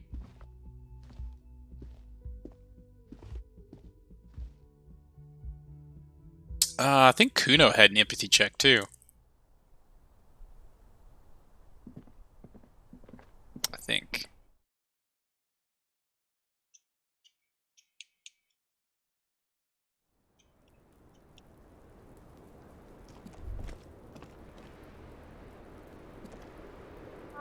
Officer, Volition. it's a fine day for questions. That's a legendary volition check. I need to look into that. Titus Hardy gave us a recording where the deceased states his intention to commit rape. She puts her coffee cup down with a soft ring at the porcelain as the porcelain meets the metal table. Did he? A smile flits across her face. I never said he was a good man or that he had good intentions, only that he was never bad to me. She doesn't care if anything. She sounds amused. On this tape, he specifically identifies you as the target. Where did they get this recording exactly? It's intercepted radio chatter of the deceased recorded via de-encryption station. It's authentic enough. She arches her brow. Does he say he's going to do it? Soldier of the apocalypse style. Those are the exact words he used. Something to that effect. Those are the exact words he used. Yeah, that was practically his pickup line. She picks the cup back up. Did he say whores a lot? Was he pretty much on the verge of doing it Kohoi style? Yes, the word. He did refer to the atrocities and stuff. Yes, the word was mentioned. He liked it the way it's he liked the way it sounded when he said it. As to Kohoi, the young woman lights a new cigarette with the butt of her old one. He wasn't actually there. He didn't do a tour, or at least didn't tell me he did. Would have been overkill anyway. He lived his own little Kohoi. It was in his everything. Why say things like that? Machismo? Oop. Sorry, guys. I think I just scared my dogs. Machismo, do you think he was trying to scare people? Why say things like that? Yes. Was he bragging? Oh no, I'm pretty sure he did all those things, then integrated them into his idea of normalcy to keep on living until they just sort of turned into his, she thinks, what's the word I'm looking for? She's quite observant about the human character, trained to observe even. Did you learn this from studying Ordinage Lit? Sounds psychological.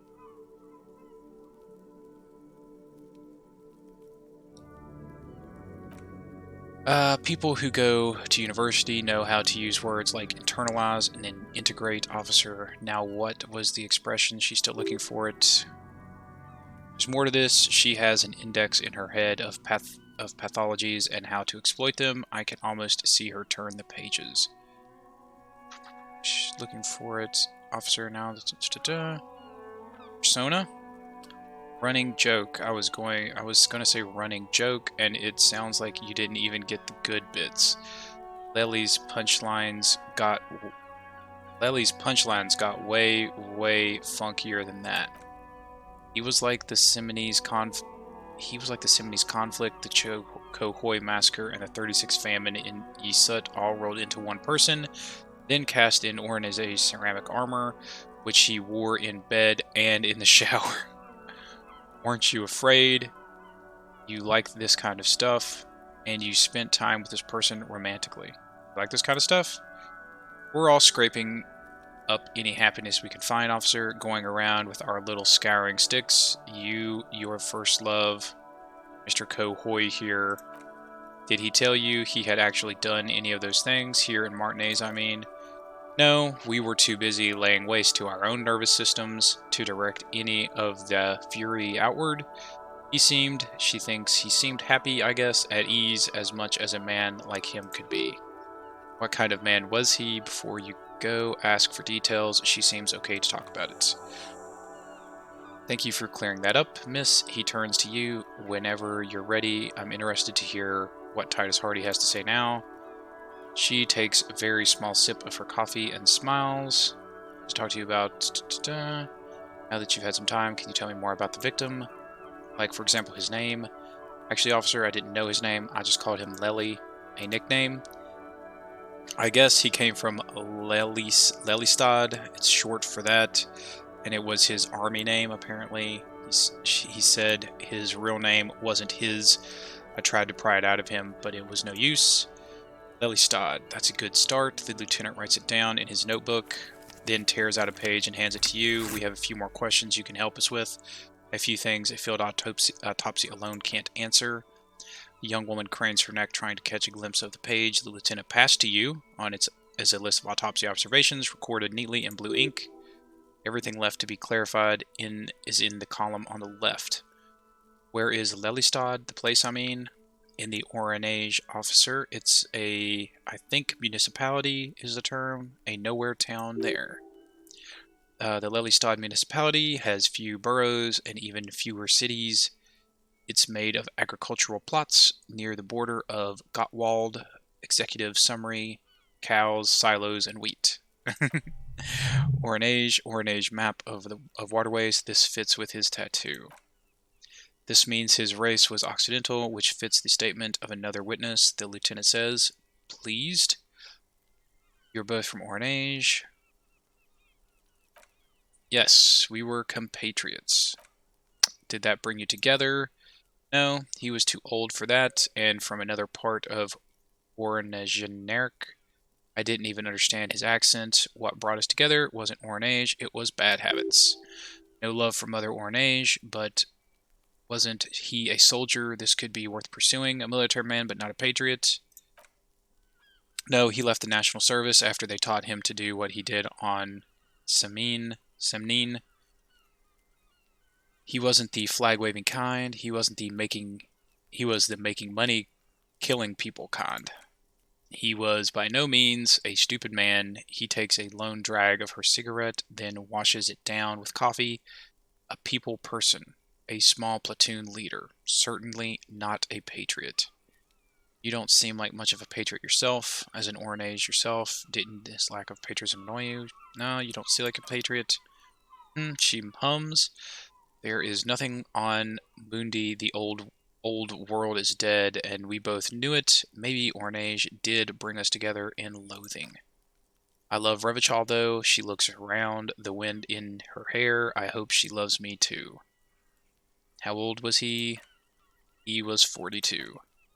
42, are you sure? I would have had him above 50. He had many scars that made him appear older, but no, the memory makes her smile. We even celebrated his birthday like some weeks ago. It was a funny 2 days. He had little reason to lie to me. Right again, officer. The lieutenant taps his blue pen at you as though assigning another point. His eye color, blue, light blue. They were like, she stops, her eyes half closed, then continues, like little blue galaxies, you know? It was strange seeing those eyes in his face. Pardon the swearing, she takes a drag. I do him an injustice. He wasn't ugly, and he had a beautiful soft voice. Very surprising, but with all that scarring, it was quite something watching him speak. He had a combat wound on his chin and mouth. Yes, severe.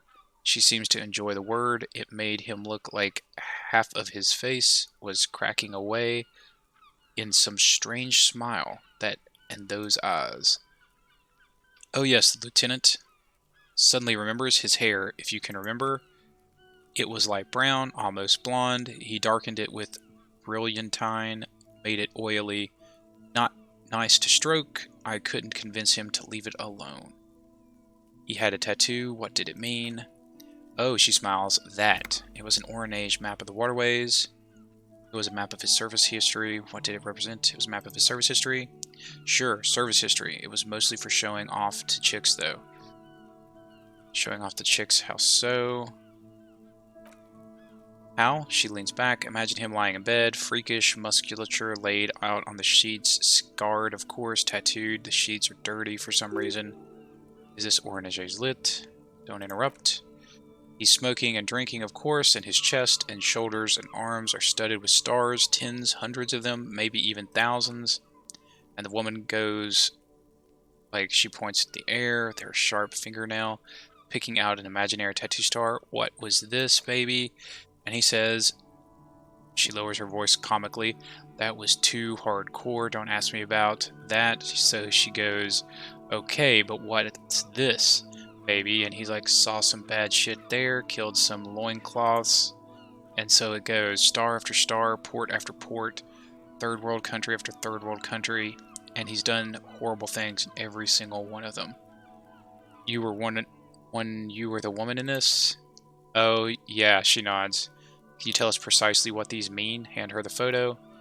No, thank you. She does not take it. I've seen enough of him dead. I can tell you what they meant without looking at them. She pours herself some more coffee. Go on.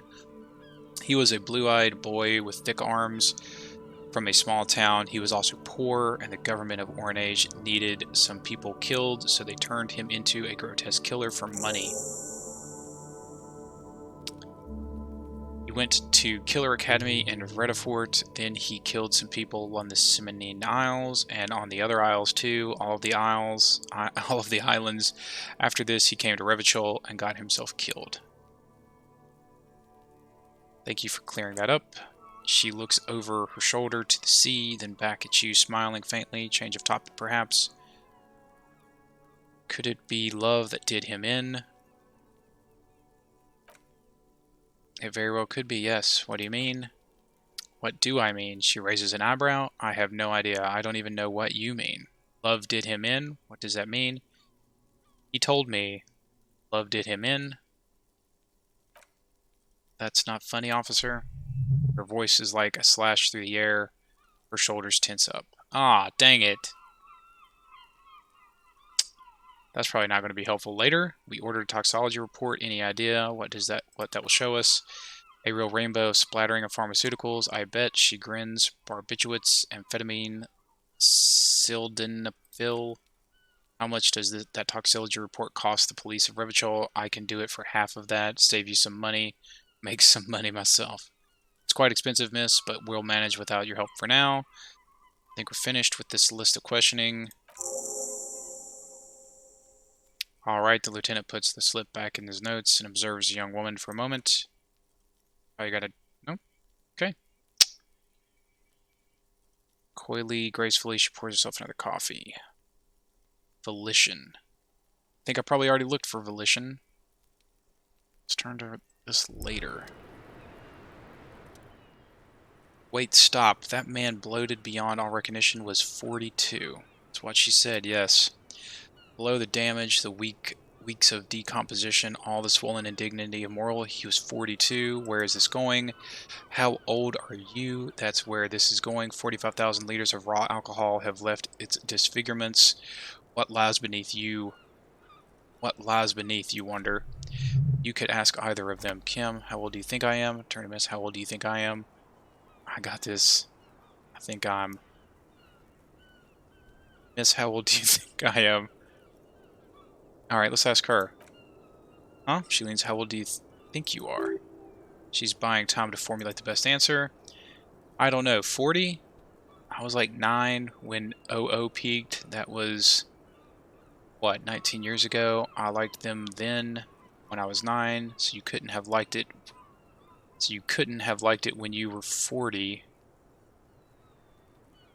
I liked them when I was 9. You couldn't have liked it when you were 40. Let's say you were 20-something, 25, a good disco age, 25 plus 19, 44. I'm going to say you're 44. Wow. Wow. 44, you think so? I'm young. 44, you think so? Look, at the end of the day, age is just a number, you know? Yes, miss, but the lieutenant disagrees. For him, that number is 56. Wait, that requires scientific measurements. Bring it on, I'm not afraid of the truth. I don't want to think about this anymore. Bring it on. I'm not afraid of the truth. Thought gain, date of birth generator. To the laboratorium. Uh-oh. Date of birth generator. Your face looks like it's 58. Your body feels like it's 60. Your mind feels like it's lived for 1 day or 100. Both longer than they ought to be. The day and the century. But for how long, then, has this thing attached to your sentience walked the planet's crust? Time to start racking those brains of yours, Elder One. When and where were you born?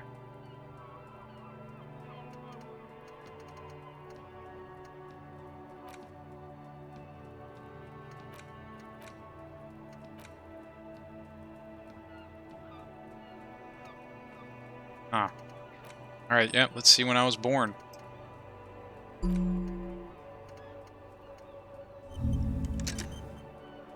Okay.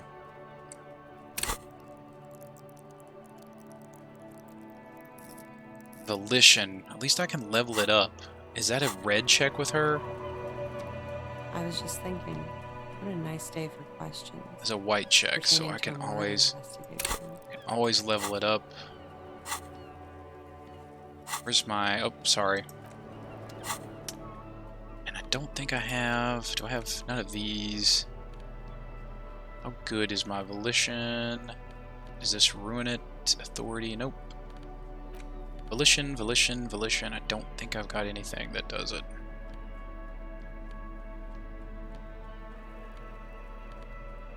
Logic and authority. Conceptualization.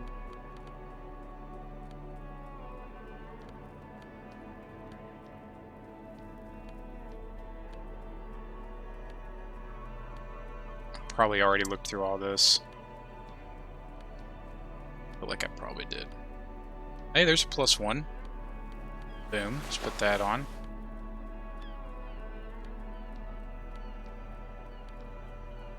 There's an volition. Nice. Alright, that's +2. Is anything minusing it?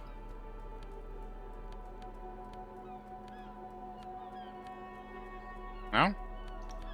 It's minusing logic, but plusing empathy. Let's get rid of that. Should just put everything on. No, I've already had that on.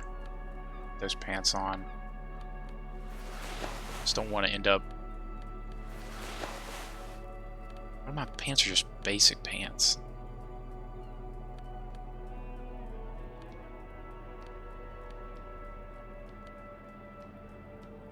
Okay, we have +2 to volition. Are we taking anything from the thought cabinet? Is it destroyed? Doesn't look that bad. Okay.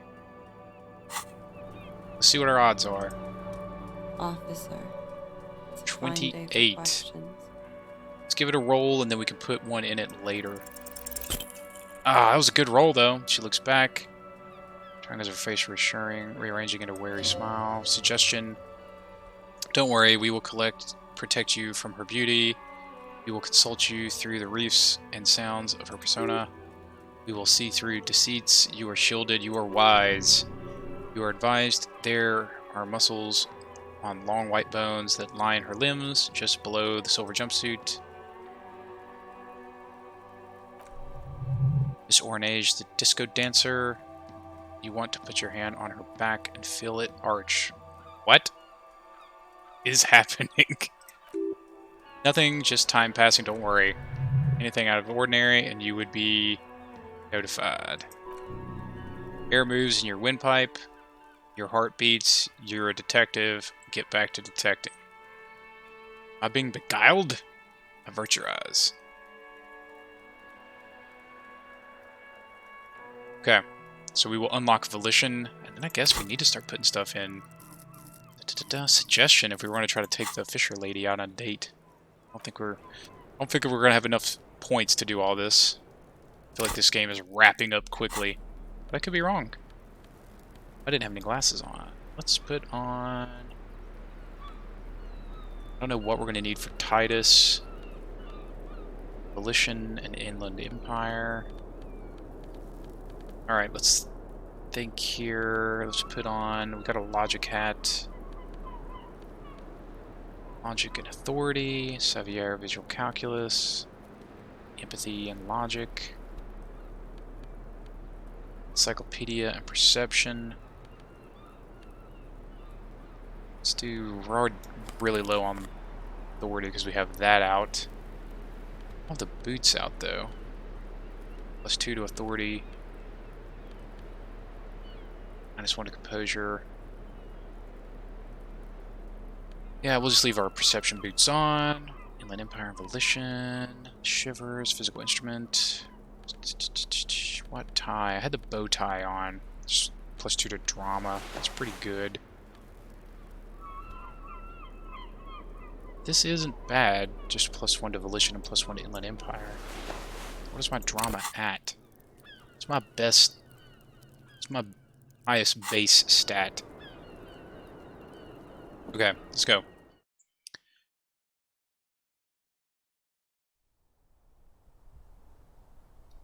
Okay.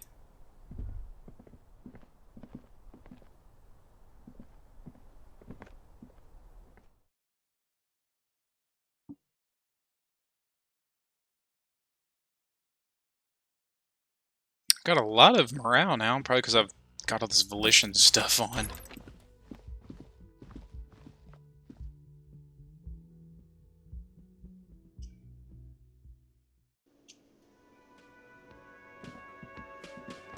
Do do do do do do do do. Alright, let's see. Let's consult our quests. Talk to Titus. Did we finish? I think we did. Got the, Wow, we are really wrapping up these quests in a hurry. It's you again. What is it? So I talked to Cleage about the tapes, and he tenses immediately, chest tightens, jaw sets, ready for another blow. And nothing. She stands by what she said. I'll get back to you on that one. He stares at his beer for 2 seconds intently, then turns to you. You're the worst cop in Revachol. I gave you gold on that tape.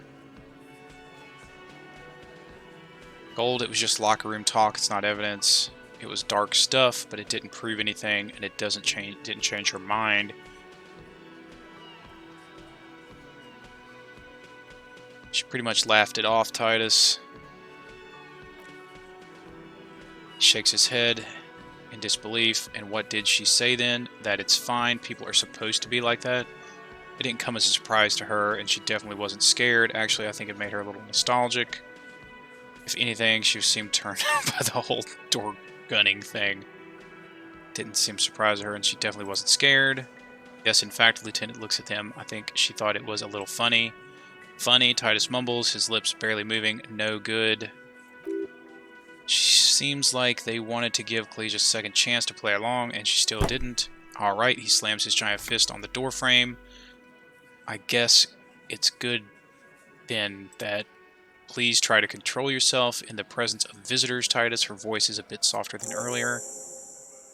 Titus rubs his chin with his palm as if trying to grind it smooth. This is just perfect, just perfect. Any thoughts on this, lawman? You don't have to say everything out loud, just mix and match. I think you had a lie planned. She didn't play along. Maybe she isn't who you thought she was. Maybe she is still in denial. Be straight with me, Titus. What really happened? I think she had a lie planned and she didn't play along. I asked for your opinion, not a bedtime story. Tell it to your grandma. This tape was the last chance for her to do what was planned. But she didn't. She knows she can't lie to us, unlike you. Fantastic. So now you remember how to do your job. He despondently glances at his beer. I'm so sick of this piss. We should get something harder in here. Yeah, guys, we should get a party going tonight. Why? He looks at the old man in the corner. Maybe not then. Success. They admitted to unlawful collaboration to derail the investigation. Maybe she isn't who you thought she was. Maybe she's still in denial. Maybe she isn't who you thought she was. Be straight with me. I don't really... whatever. Be straight with me. Happened. I already told you.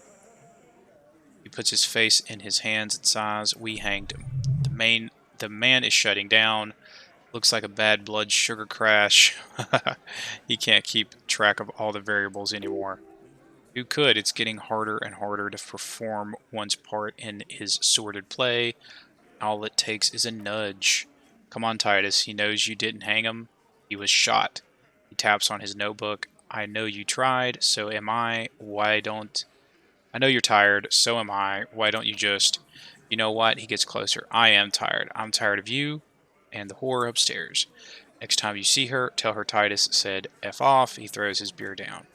That's lying, scamming. We're done. This is over. You understand? Your little investigation is over.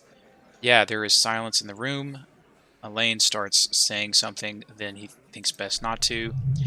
On the floor, beer drips out of the can into a small puddle. No one does anything about it.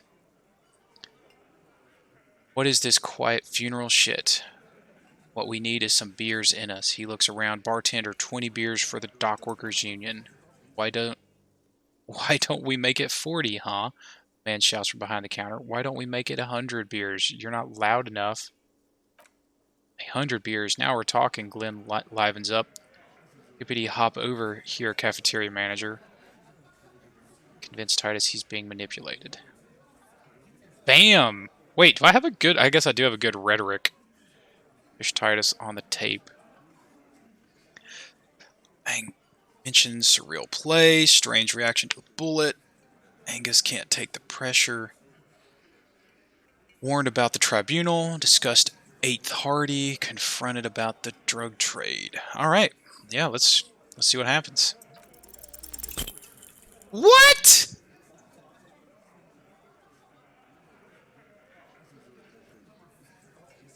I really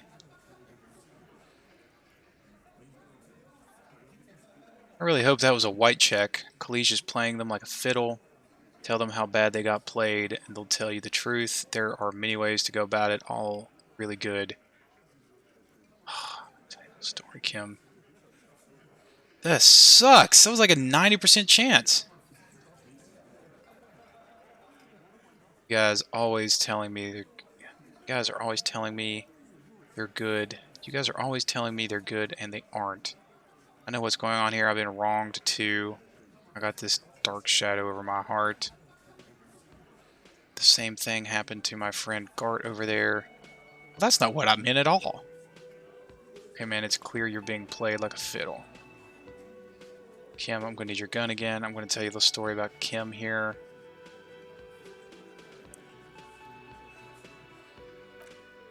What the hell are you talking about? As I awakened into this world, something came with me, an ancient sadness. Oh, that shadow, a man your age, the hangover, must be lethal. It measures you up. I never thought I'd say this, but maybe you should cut back on the drink. That's enough for the shadow now, officer. Let's proceed. Next, let's do procedural questions, or even he nods towards the exit. Why not take a little breather? Dang, now I gotta put one in rhetoric. That stinks. That was a... You know what? I'm used to like failures, but that one hurt. That was probably the one that hurt the most since when I tried to shoot the body down. Ugh, now I gotta put one in rhetoric, and I need volition, and I need like physical instrument, and I need... What else? I need suggestion. Ah, this is all just terrible. Need to respec is what I need.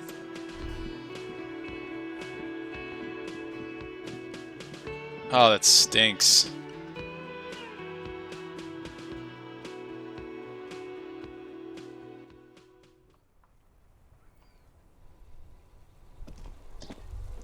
I don't even really know. Get the whole story from Titus. Convince Hardy Boys to tell the whole story. Hardy and the boys know the whole story. It's been difficult to get it out of him. Have you thoroughly inspected the body? Looked around for witnesses? Gotten friendly with the union boss and the company rep? Really gotten to Kalish? Kalazje?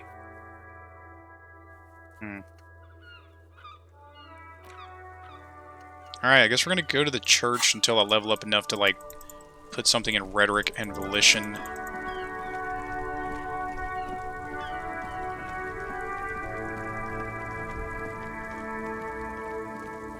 Oh, that hurt. That was a rough fail.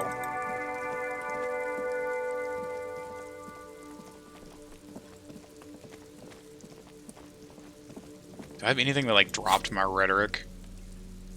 Equipped. I gotta figure... I'm still missing, some armor pieces. It's kind of crazy. I mean, I feel like we're getting really close to the end of the game, and I'm still missing 2 armor pieces.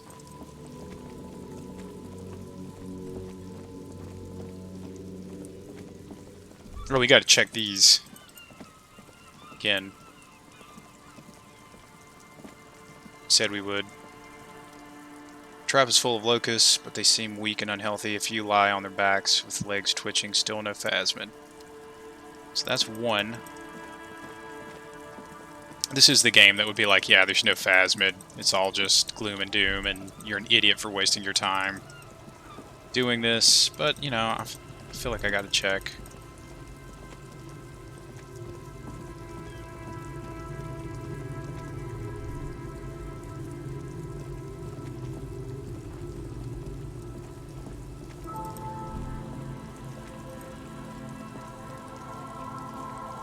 I think there's one by the boathouse. There's one way out here at the end of the area. Up this way. Alright, we gotta go to the church soon. That's kind of our last really unexplored area. Except here. I wonder if we get to go there at some point. We've kind of hit all these other places. I wonder if we get to go there. It is dark. I feel like all the places that you kind of get to explore and go in are dark, so maybe we do get to go there at some point. Don't know. You will find out. Maybe that's where the rest of the armor pieces are.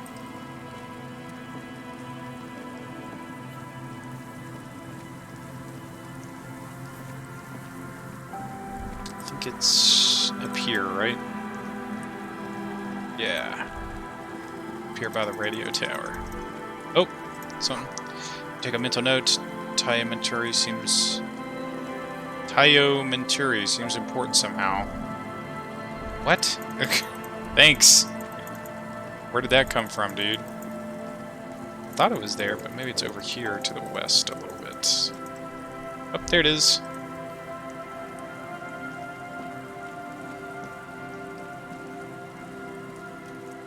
Just dead and dying locusts and the slow swaying of surrounding reeds. Alright.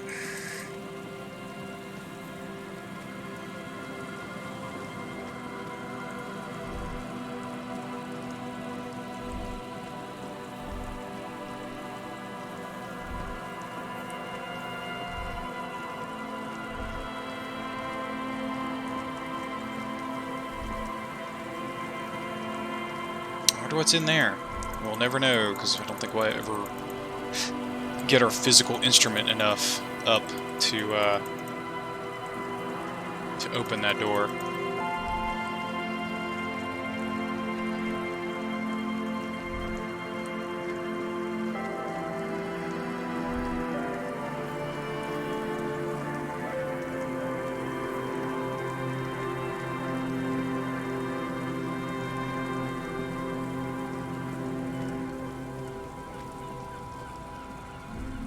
I'm going to save that one for last. Let's go down here to this one.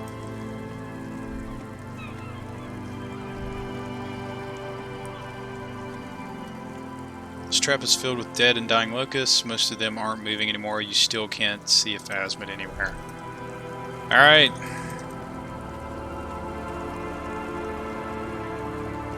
Last one. A few locusts trudge along the wall of the trap. The rest are piled in a heap in the corner. Dead. No phasmid anywhere. Dang. That is sad. I really thought we might get one. I guess there is no phasmid. That's sad. Alright, to the church.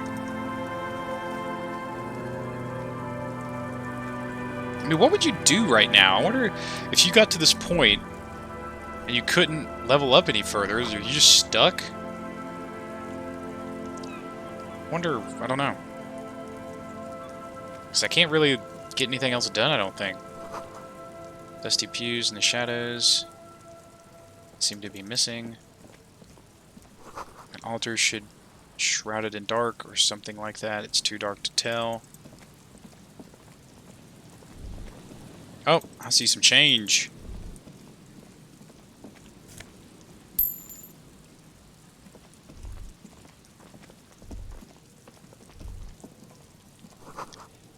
Sign reads Saint Brune 1147. The church doors, heavy wooden doors, more than twice your height, stand shut in front of you. Their rectangular, sea-worn ornamentation appears in stark contrast to the padlock. Open the padlock with the key, inspect the carpentry, take a closer look at the padlock. Inspect the carving. On the door is block-like and angular, like the church itself. Two large beams shoot downward, sinking into the door, into the wood, before they reach the threshold. Run your hand over the beam. The surface is smooth from the wind, but moist to the touch. Feels exceptional. 300 tons of pine wood fit together seamlessly. It's old too, cut and carved many centuries ago. Take a closer look at the padlock. The cheap-looking padlock is sturdily built. It shackles together a hasp and a staple screwed into the wooden door. The lock is adorned with a yellow sticker. It'll be easier to break the staple than the lock. Also, that sticker is interesting somehow. Look at the sticker. You see a yellow sticker with two X's and a big curve below them. You see a yellow sticker with two X's and a big curve that looks like a mouth. It's pretty sure you haven't seen it. You're pretty sure you haven't seen it before, but what the symbol depicts is clear enough. A smiling dead guy. The curve makes it smile and X's make it dead.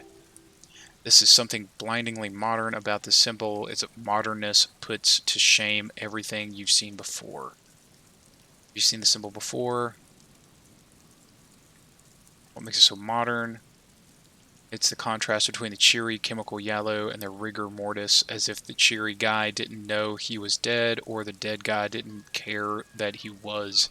Either way, you get the sense of forces of future are at work here. Have you seen this before?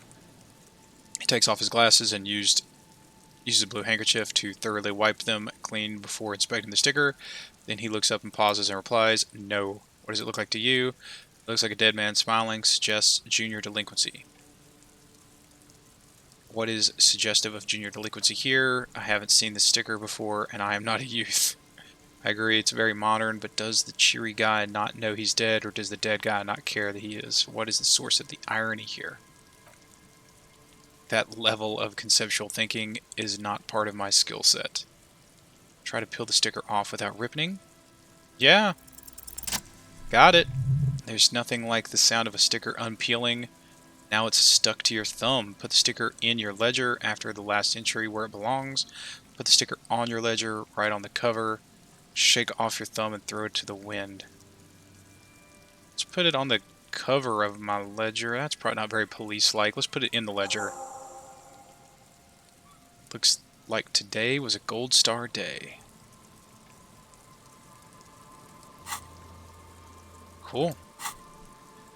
Secret task completed. Style your paperwork. Open the padlock with the key. Lock turns easily. You hear a click as the shackle pops open. Let's go. The lieutenant nods at you. Pull on the doors. A great whoosh of air rushes into the dark innards of the church as though rushing to fill a great vacuum in the heart of the city. It says this, they said this thing was 6 stories.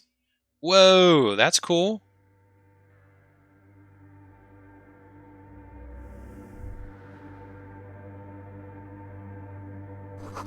A strange stillness fills you as you look ahead. You should walk here, not run. Got you. Just walking. A grotesque wooden figure looks half finished.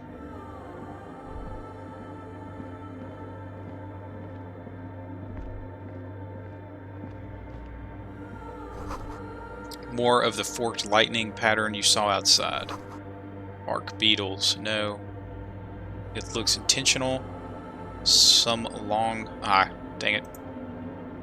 That was stupid.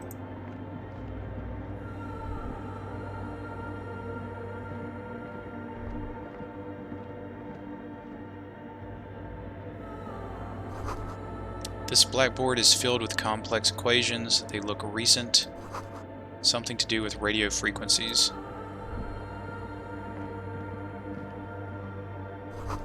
A prayer book has been left open.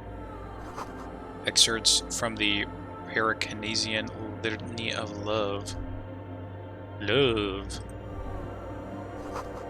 The bowl is filled with water. A live wire runs directly into it. Could these wires work as contact microphones? Where is it? There it is. Perception hearing. The silence in this part of the church. It's almost palpable. All the shifting matter and shuffling of living things is gone. Nothing seems to exist beyond the church anymore. Maybe if you were to stand just the right spot, even your footsteps would be completely silent.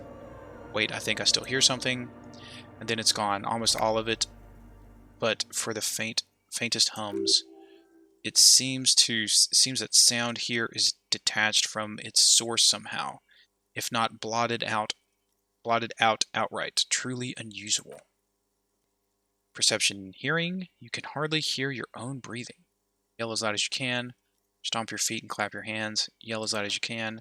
Your voice is barely audible, not a howl, but the softest of whimpers. Stomp your feet. You produce a few muffled thumps, after which the silence feels even more total somehow. Turn to Kim. What's happening? Lieutenant points to his ears and shakes his head. Then he leans closer. Can you hear anything? Almost nothing, and it's beginning to worry me. Not really, but it's extraordinary. I've never experienced anything like this. I wonder why the church was built with such strange acoustics. Maybe the church was designed in this way to prevent boisterous activity, singing and dancing on its premises. Oh, it's not a good place for a nightclub, huh? Maybe they wanted to discourage singing and dancing.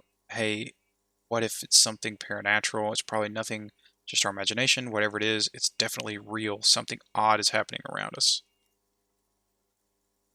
That's true. Lieutenant doesn't reply, but you can sense him tense up next to you. Look up into the bell tower.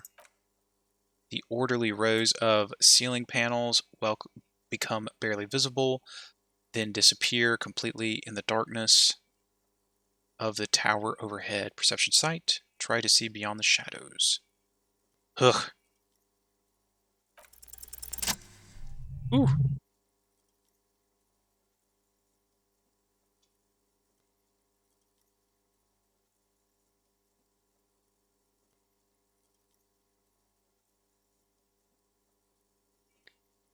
It's like there's something moving up there. A shadow has emerged from the tower and is making its way towards you through all the other shadows.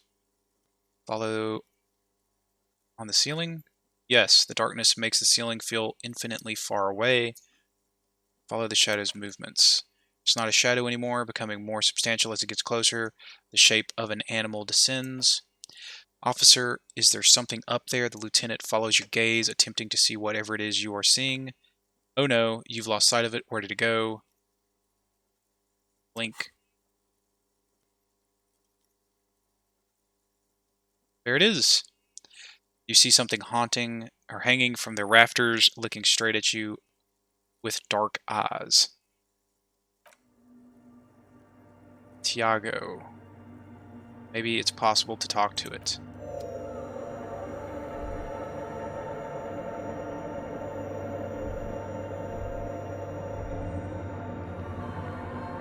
Should I go and like look at some more stuff before I just dive into this conversation? Okay, there's a lot of stuff going on. All right, let's just. I don't know what to do. This seems big. 2 decks of reel-to-reel tape spinning on empty. Stained glass window. In white, silver, and apricot faience, the young mother of humanism stands above you. A crack runs across her body. She's impossibly tall, oval-faced, and sad, a dark and radiant majesty. This is her, the innocence Dolores Day. Cradled in her arms are a pair of glowing lungs, clearly visible from underneath her flowing dress. You should kneel. Kneel. Your knees touch the floorboards are hard and cold. There you kneel among the snowdrifts, diffuse light falling on your hands from behind the glass. Close your eyes first. The world is silent, but for the creaks and cracks of the massive wooden structure behind you, it covers you from the wind outside. The ocean feels distant, it ebbs and flows, blocked off by centuries-old pinewood sarcophagus around you. Open your eyes. The woman looks down at your kneeling. She towers among her followers. Architects, laymen, courtiers. There is a sad smile on her lips and a glint in her green-blue eye of what? Compassion, remorse. She acknowledges the passing of someone who is still alive. It's compassion, it's remorse. It's not possible to live. There is a sad smile on her lips and a glint in her green-blue eye of what? Compassion, remorse. She acknowledges the passing of someone who is still alive. It's morning. As the terrible word passes through your mind, the lieutenant draws an X-shaped cross from shoulder to shoulder. Do the same as you get up. Fingertips touch your chest 4 times.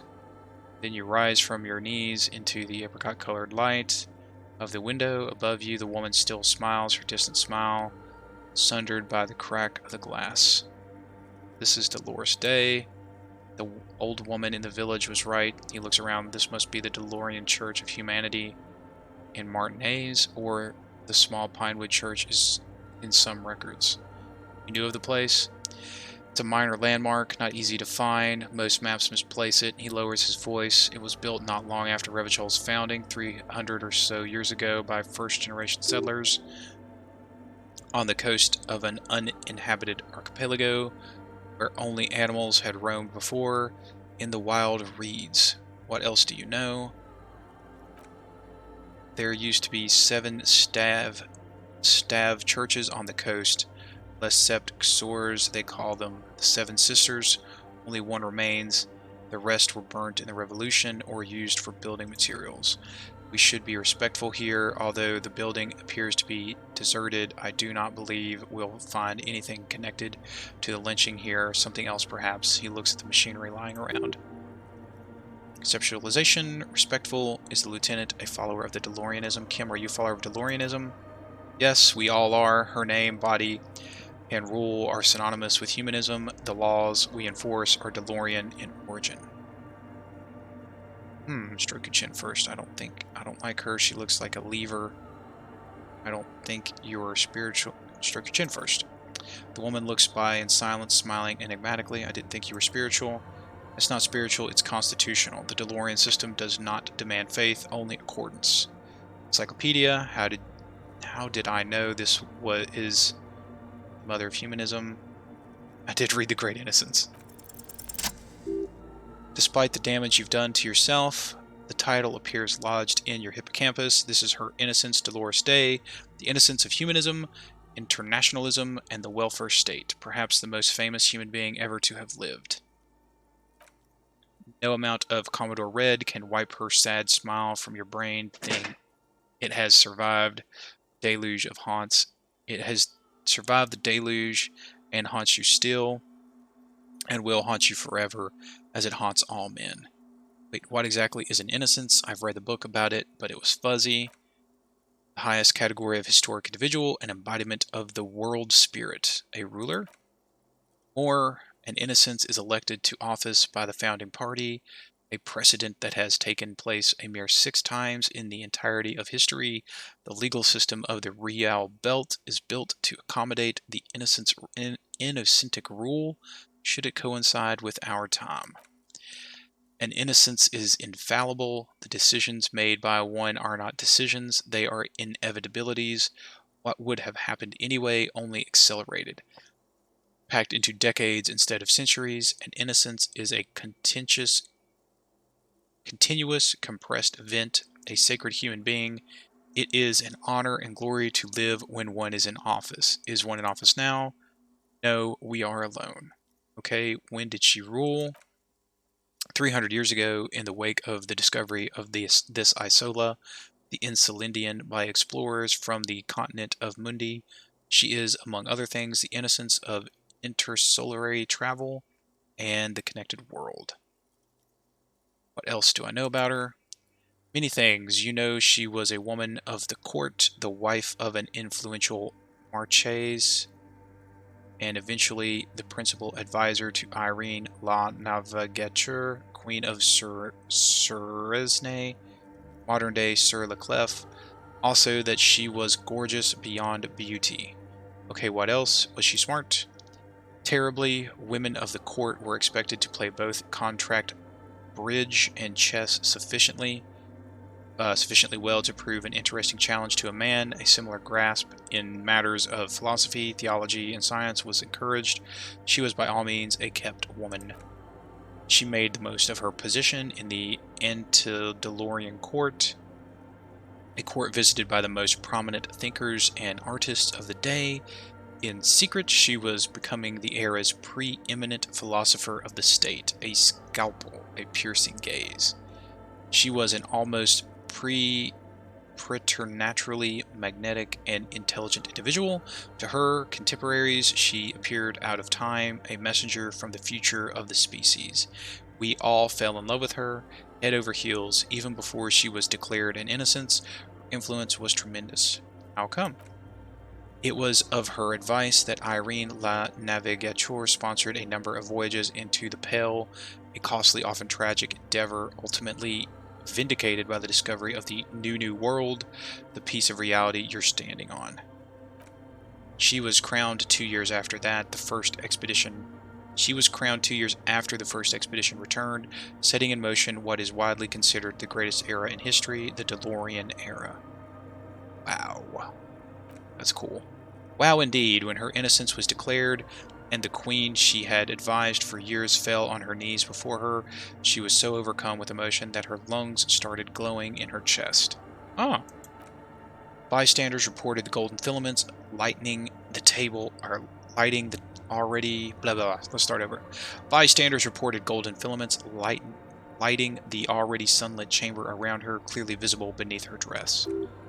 That is why the lungs are the symbol of love for the culture of the Real Belt. Interesting. That's pretty cool. I want more, as did we all. The lands of Mesk and the Occident, and even far away, Supramundi, all together 21 of the 40 mondial nations of the time immediately accepted Innocentic rule even before her crowning. Her crowning in a city called Advesperskit in Vesper Messina, her homeland. The name of the city means evening comes, but it happened on a winter's morning with the canals frozen and slush falling out of the sky.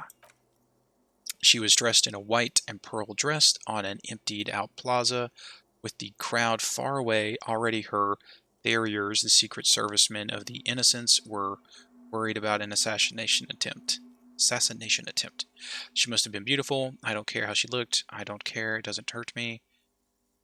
She must have been beautiful. Oh yes, she looked like humanity's young mother, a perfect mother, insultingly beautiful. It was as if her face and shoulders and hands were covered in a soft down of under feathers. You know this well, very well. Midwinter snow was beating the cobblestones around her. A small attaché of officials stood by as her farriers placed a white gold wreath on her head. The crowning was mostly witnessed by Secret Servicemen. Then what? One of the men in the Secret Service killed her 22 years later, a young man who had come to suspect that Dolores Day was not entirely human, but something else. What? Something that had walked in our midst, watching us stumble for hundreds, if not thousands of years until it decided to interfere in the course of our history. We were supposed to come up with this ourselves. The man was reported to have screamed at the innocents. Dolores Day was shot in the chest with a fowling piece 8 times. The man, thought to be insane, said he once touched her and her body had been unnaturally warm, like a furnace, and at sometimes while on duty, he observed her forgetting to breathe for over 10 minutes. This inhuman quality was witnessed by many others as well, glowing lungs and all. It is commonly attributed to mass hysteria and religious psychology. Was there something terrifying about her? Terrifying is a term too emotionally charged for your semantic memory or what remains of it, but although she is often considered to be the greatest human being to ever live, there was something ominous about Dolores Day, constantly surrounded by her farriers. She was the most socially secluded and least self-aware of all the innocents. Some modern thinkers would consider her a war criminal for the campaign she waged against the Mesk state. And then there were the resettlement programs. What happened? The Mesk state tried to detach itself from the Innocentic rule. Parts of the world were experiencing whiplash from accelerating into secularism, where mandatory education programs and mass resettlements of upstream Magritte were problematic as well. Dissenters were suppressed by a military force she called the Army of Humanity, suggesting those who fight against it are not part of humanity. She adored chess, yes, but also military war games. Dolores Day often holds a tiny tin soldier between her index finger. Oh, interesting. Between her index finger and thumb in icons such as this.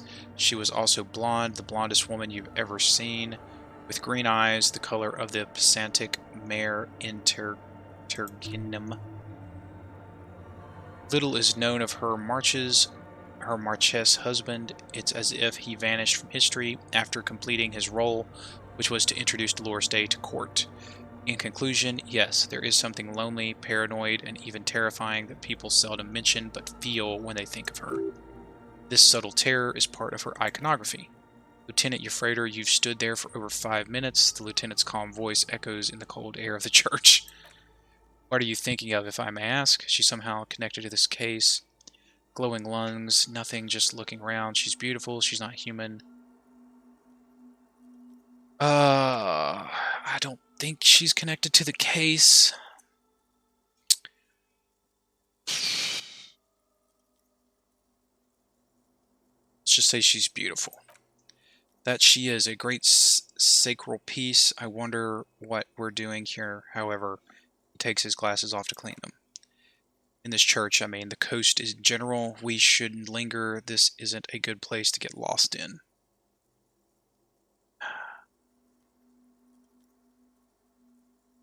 Visual calculus, 83%. Well, we all know that that's not like 100% chance, right? So let me check out my... Let's do that first. Hey, Her Innocence Dolores Day liked little figurines, right? Liked holding little men between her fingers, remember? What? You have a headless fallen rider figurine. You should give it to her. Win her back.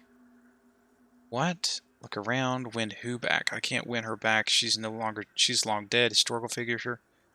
She's a long dead historical figure. I should, yes. This is a task of mine now. Well, both of these sound good. Win who back? I can't win her back. She's a long dead historical figure. Don't be pessimistic. Love doesn't die that easily.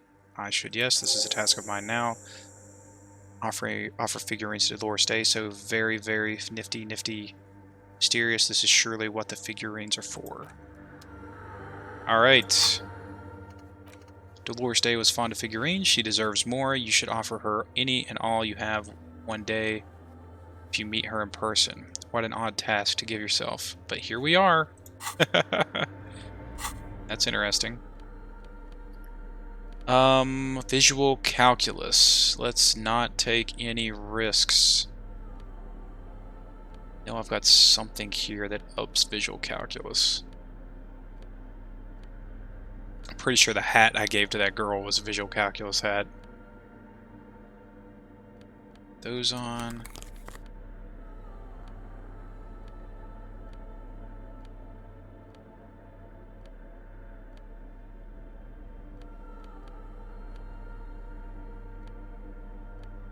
This is cool. This is the kind of stuff I really enjoy, like learning more about the world, but in a way that you can actually process, because sometimes you can't in this game. It's just too much.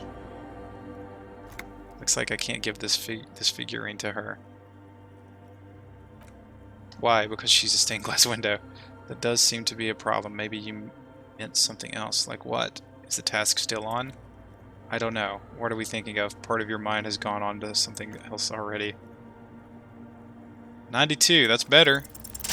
Success! A jigsaw of broken shards falls into place in front of you, a ghostly reconstruction of the stained glass window. Before it was shattered, there was an older woman beneath the younger one and a text leitmotif below them both. What shattered this mosaic? Unknown. A motor carriage, a gunshot, someone falling into it, or maybe just hooligans looking for something to break. Who was the older woman? The Essuchian on her throne says Irene the Navigator. She is depicted as an older woman wearing thick-rimmed eyeglasses, holding a golden Reichsschäpfel in one hand. Don't know what that is. And a scepter in the other. This is the queen Her Innocence Day advised. Above, she herself is whole. Small figures of wise men, common men, worshippers walk up to the stairs to stand at her feet. Secret servicemen, Theriers, stand in a row guarding her. It must have taken years to produce this work in all its dizzyingly detail. The motto, what does it say? Below, both women in luminous black letter, Après la vie morte, après la mort, la vie de nuevo. And then along the left side, Après le monde, la gris, après la gris, le monde de nuevo. Encyclopedia. After life, death. After death, life again. After the world, the pale. After the pale, the world again. This is the great leitmotif of humanism, a summary of the effect of the discovery of the isola, the Insulindian on human thinking, a tremendous sea change akin to finding life after death. Ugh. Sorry, buddy. Lieutenant, this used to say after life, death after Death, life again, he nods. After the world, the pale. After the pale, the world again. This exaltation is common in DeLorean sacralism. In the early years, it was even incorporated as the RCM slogan. Oh, no more, however. Why? It was deemed subservient to use a strongly Morlaturn-related motto. We are already suspected of bootlicking. The sentence was also seen as too feminine. It was a macho thing. What's the motto now? Justice, union, prudence, and force. I like the other one better. So do I. Step back. Alright. Rhetoric. Hey, psst. Look around. Psst. Hey, you. Who, me? Yes, you. Word on the street is you're ready to start building communism again. Oh. Hang on, guys. I gotta go let my dog out. Y'all just hang tight. I'll be right back.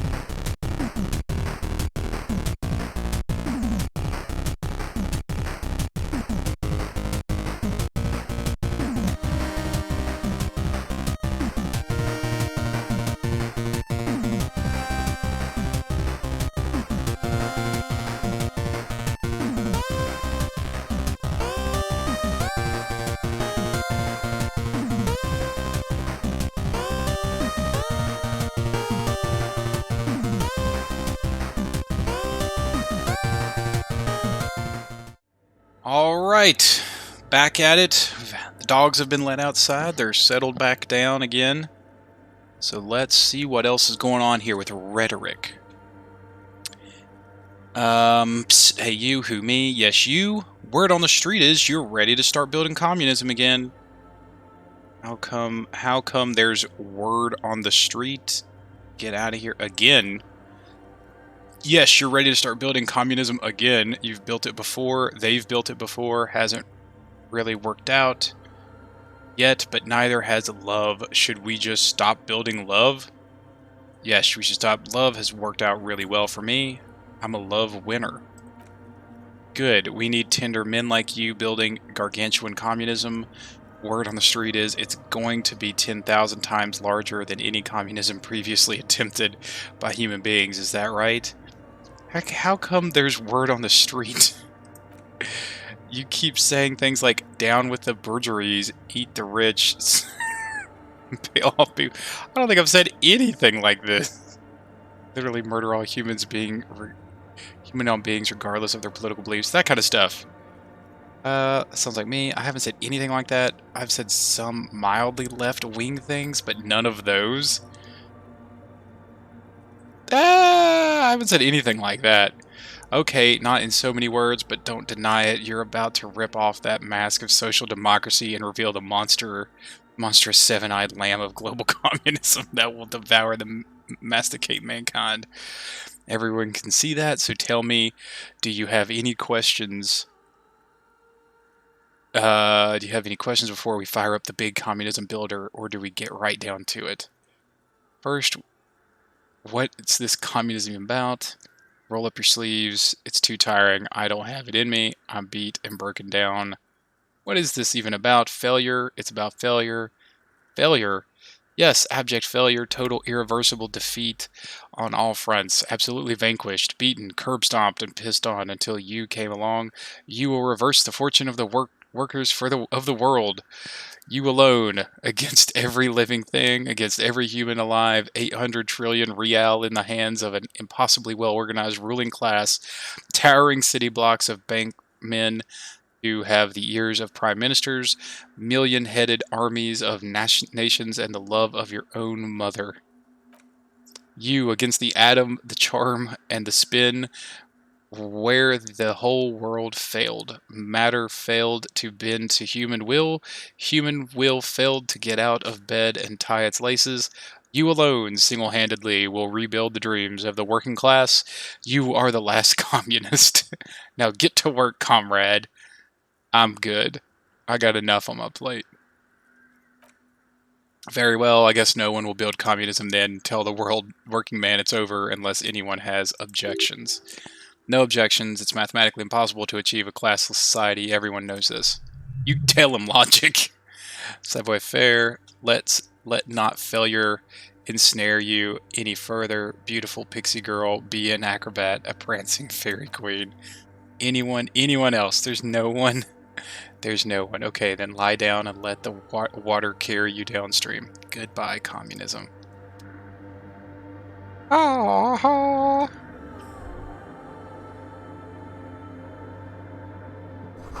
Portable Harman Welshi tape recorder. Is it possible it's recording something? Someone's siphoning electrical current from outside into this antenna. Hey, it's one of those things. A machine stands in the corner, watched over by the figures on the stained glass window. It's turned on and quivering with soft electricity. Another radio computer, says the lieutenant, stepping closer, and this time it's already turned on. He seems cautious around the machine. These machines sometimes harbor traps. He thinks alarm systems and the like. Let's be careful. We should leave. I doubt this place bears any connection to the case. Yes, but this machine looks like the one in the doomed commercial area. It's also quite similar to the one we have down at the station. Must be same model. He inspects the machine's framework, careful not to touch anything. The one you saw earlier was Ream Civic. This is the Ream Prefect. A model number RC7024. equipped with a failed mainframe and a Ream-compatible interim printer. The Ream Prefect is the governmental version of the commonly used Ream Civic model. Although mostly based on the same technology, the Ream Prefect is equipped with better noise attenuation circuits. Let me just inspect the computer. You see Verisent play and print buttons. On the keyboard, a hatch connected to the central compartment is wide open. The lieutenant says nothing. You see the machine's glowing frame reflected back from its diamond-shaped glasses. You're free to proceed. Look inside the compartment. Behind the hatch sits a cube-like crisscross of filaments smoldering in the dark like fireflies. Silver tape on the side says it in a black marker, log Feb-March. Another filament memory. Press play to talk with the repeater. Let's play. The speaker comes to life. Static seeps through the machine's planar magnetic driver. An old lady greets you. Her voice sounds 100 years old. East Enceladian repeater station. Good afternoon. Fortress accident on St. Brune. This is the East Enceladian repeater. Station 1. Please repeat Please repeat. Is this the personal log? It's the same old woman who you spoke with through the radio computer in the doomed commercial area. Yvonne, it's me again. How are you? I looked inside the core, but there's tape on the filament. It just said log, Fortress accident, the one of the doomed. I looked inside the core, but the tape on the filament just said log Feb March. Good, please repeat the password. There's no use trying to guess the answer. Password, I'm really bad at passwords. It's my birthday.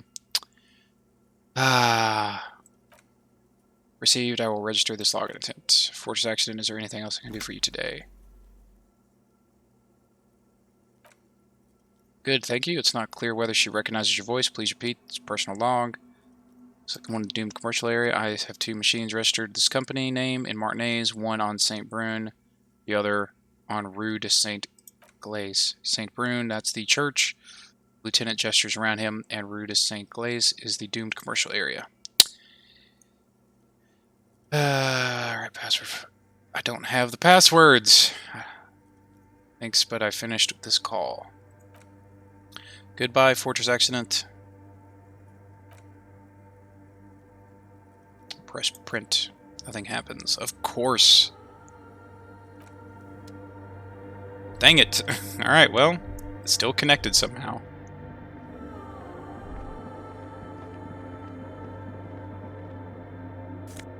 Change. Shoes. Empathy. I don't think I need empathy anymore. Well, I mean, might, but nothing like currently that I know of that needs empathy. Spider has spun its web around this wood carved pillar. Cracked pane of glass, colorful. Came from the stained glass windows, still has letters on it too.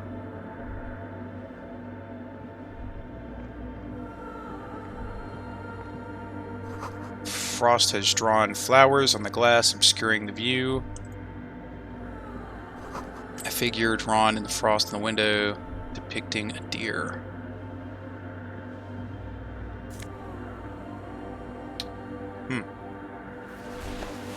Alright, is that everything? I think all that's left is to talk to this guy.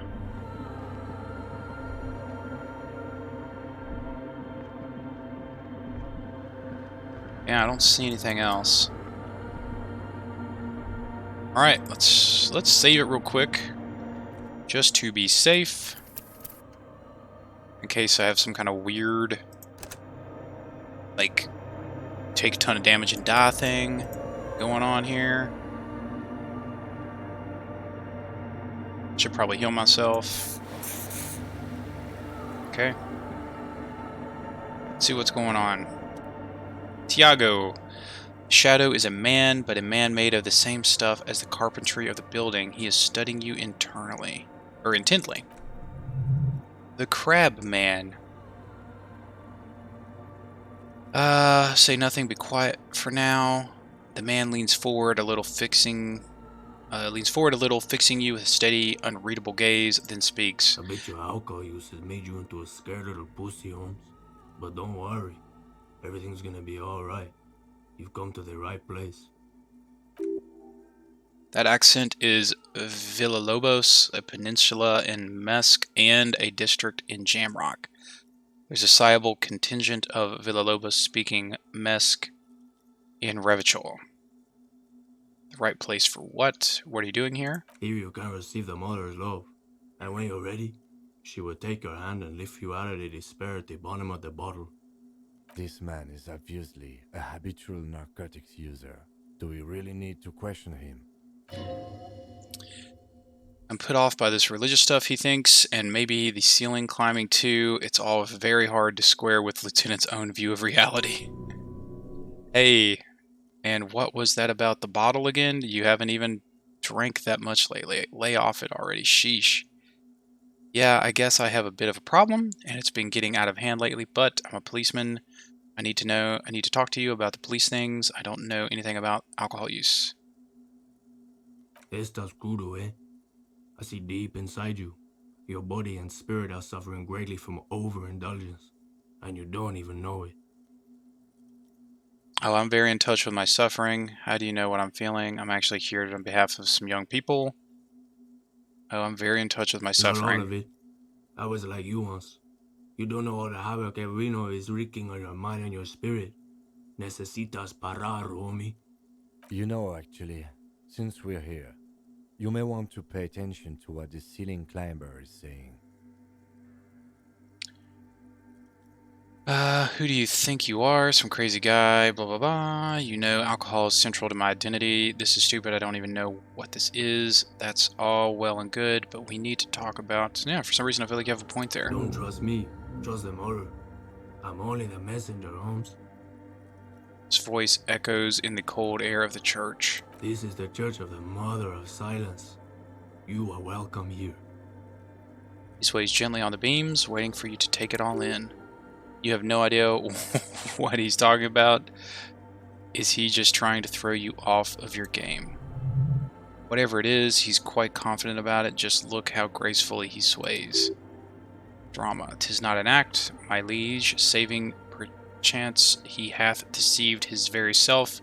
This man is a zealot. Do you know where the other spooker is? Point at the strange... Some ravers want to... You must be the crab man. Never known myself to be a crab, but if that's the name you've got for me, I won't stop you from using it. To be fair, it's really more like spider. Sorry, it's just you were moving like a human. He considers this for a moment. I always thought of myself as more like a flame flickering along the rafters and beams. He pauses. It may be that I got to work on my technique. That's not the only technique he's working on. Look at those carved sculptures. And is that a satchel of tools over there? Wait, did you also carve those sculptures? Points to the nearest pillar. Sure am. Whittling wood used to be something I just did to busy my hands.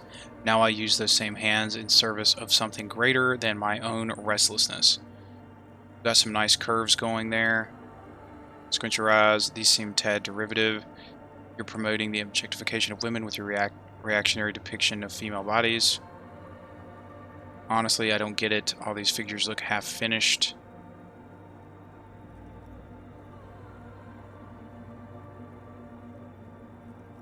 These seem a tad derivative. I don't really know. Oof. Honestly, I don't get it. All these figures look half finished. It's all just for the mother. No need to overthink it. What were you before you became a crabman and woodcarver? I was a gangway, but my memories of that time are fading. Most of them are already gone. So many people losing their memory, a certain portent of doom. I lost my memory too, and it haunts me. I lost my memory too, but I like it. It's like I get to create a whole new me, start again from scratch.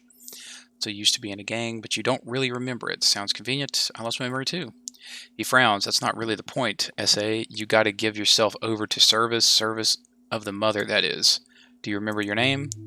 Tiago is my name, but those syllables don't mean much to me these days. A name isn't just your identity, but also, so to speak, your place among your fellows, your place in the world. I ain't got no use for such a place anymore. My name's Harry. Extend your hand for a greeting. My name is Harrier Dubois, and my place in the world is Lieutenant. I don't do names either. Names are out. I don't care what mine is. Name isn't just your identity, but also, so to speak, your place amongst your fellows. Your place in the world. I ain't got no use for such a place anymore.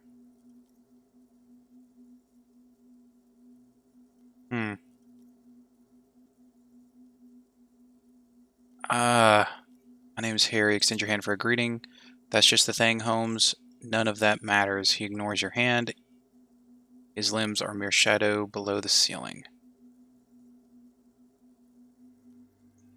What are you doing here? This is a special place. There's a perforation in the world up there, a way out into nothingness. He nods towards the ceiling. This church was built around it for purposes of veneration. I circle it, nurtured by the silence, bestowed by the mother. One of these days I'll be pure enough to go drink from it directly. This mother of silence, you mean her? Point to the window. No. There's a new god in town, and she can't be painted on or sculpted. She can't be painted or sculpted because she has no limbs or even a face. She is the end. She is a cavity in the dark, beyond sense. She saved me, but I couldn't describe her to you. No one can, Holmes, and no one ever will. What will happen once you drink from the perforation? I will be incinerated, but not destroyed, finally at one with the state of the world before reality began. That sounds a bit like substitution behavior, no? You know a thing or two about that. Still, you sure you didn't switch one drug for another? It's not like that at all. It's just faith and joyful service. Too gleeful those words, he is lying, not to you, to his very own self.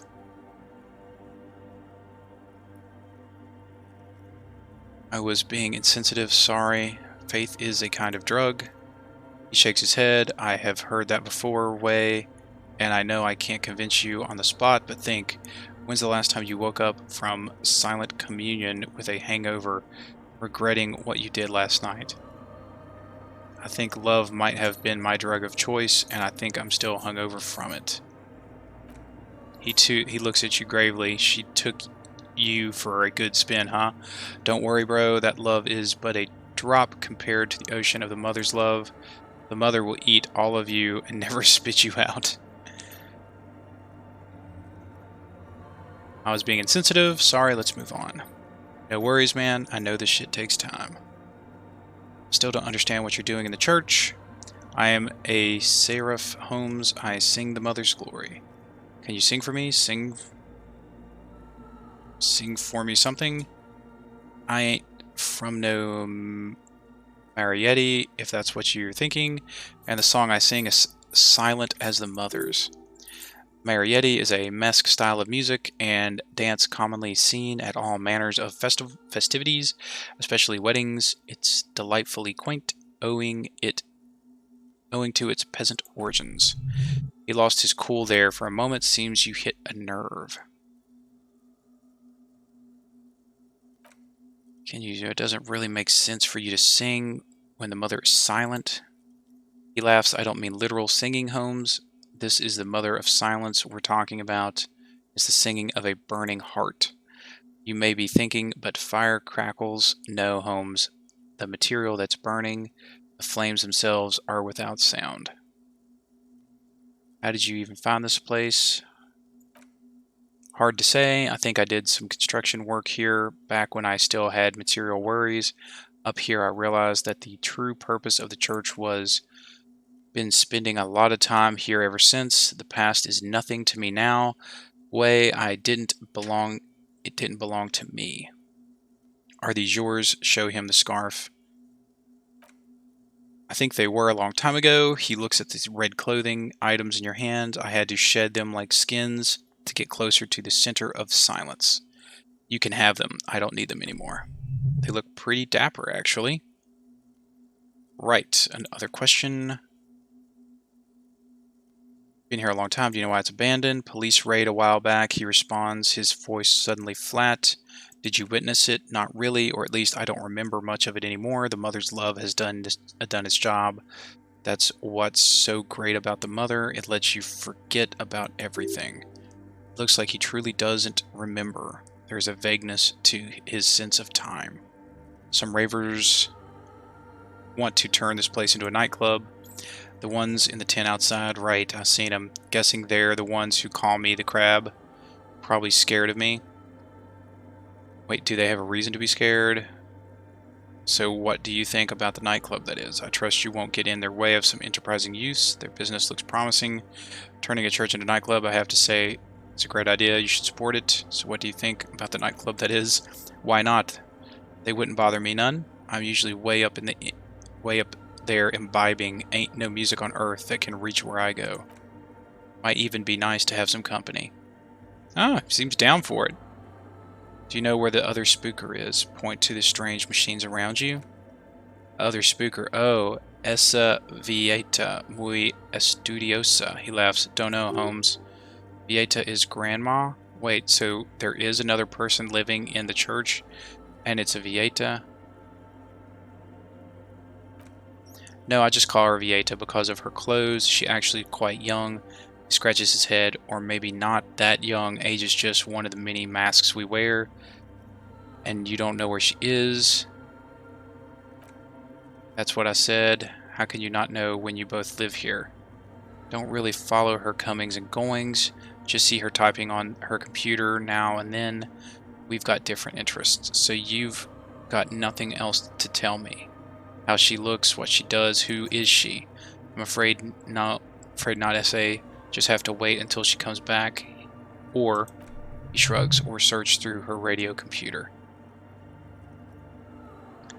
Have you by chance heard the Vieta say the password to her radio computer? Too many times, SA. You need it for something? Surveys are a good way to fish for personal information, especially if the name especially in the name of public safety. I'm doing a survey of passwords and passcodes, identifying regional trends in interests of public safety, of course. Just tell me what's the password. Yes, it's for a first-degree murder investigation of Martinez. Honestly, I just want to break into the radio computer. Just tell me what the password is. Honestly, I just want to break into a computer, see what's on it. Don't sweat it, Vate. The password is afterlife death. What'd you think of that? Makes me almost pity La Nihilista Pequeña when I hear it. Afterlife death. Hey, we got the password. Think we're done here. The figure crawls off into the darkness above. That was an interesting conversation. However, I'm still not sure how it's relevant to our investigation.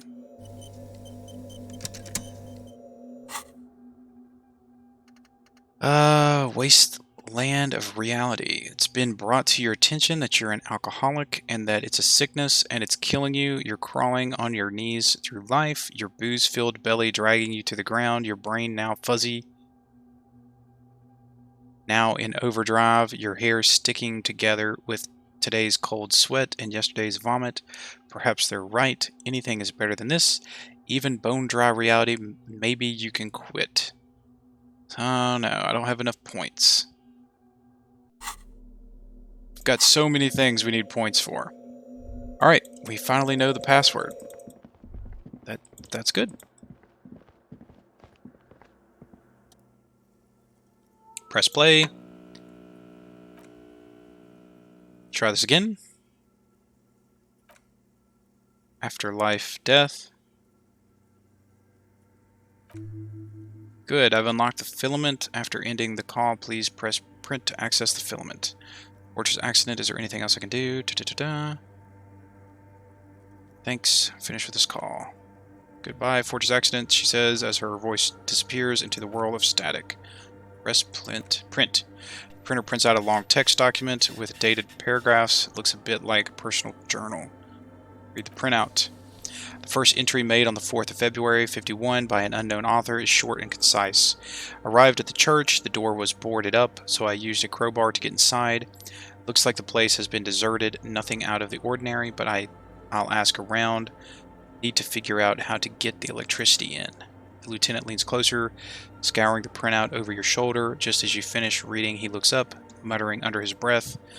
4th of February, that's over a month ago. Whoever set up these machines has been here for quite a while. Do you think this log might be connected to the case? Our case? No, I don't think so. It must be some local. His eyes wander to the various machines around him. Eccentric. Read the second entry. 6th February, 51.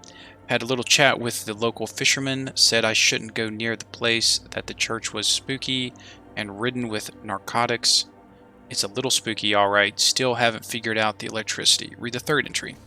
7th February, 51. Finally got the electricity in. Next to on the agenda is a new antenna. I'm thinking ESKER series. Something advanced. Why would she need an antenna? Why would anyone need any of this equipment here? He steps on a wire, running on the ground, inspecting it with his boot. For setting up her radio computer. Read the fourth entry. 8th February, 51. Bought the antenna, had some problems setting it up, called SEMO for help. Heard the others are back to making art, drinking somewhere out of town. Sully Slaw started a rock band again. Lexi has been seen asking for money from strangers. But at least the artists have their act together. They're qualified labor. They can get work anywhere. Graphic design, ads. The programmers are doing fine too. I mean, they're programmers. The writers, though, they're screwed. I just have to find out what caused that data loss and be done with it. Still don't understand how it managed to wipe out the backup when the backup wasn't even connected to the front. I know. Everyone thinks it's impossible. They say I must be lying. I'm here to set it right. The data loss. Seems like something to do with the radio computers. Unfortunately, I don't know enough about them to understand what the author is saying.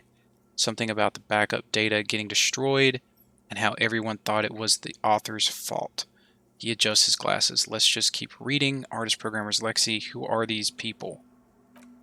I think these are the people who worked on the radio computer game business, the one we saw in the doomed commercial area. They must be her former co-workers. Read the fifth entry. 12th of February, 51. Brought some food from the grocery store. Apparently there's a strike going on in the harbor. Definitely not happy to see the Martinez people again.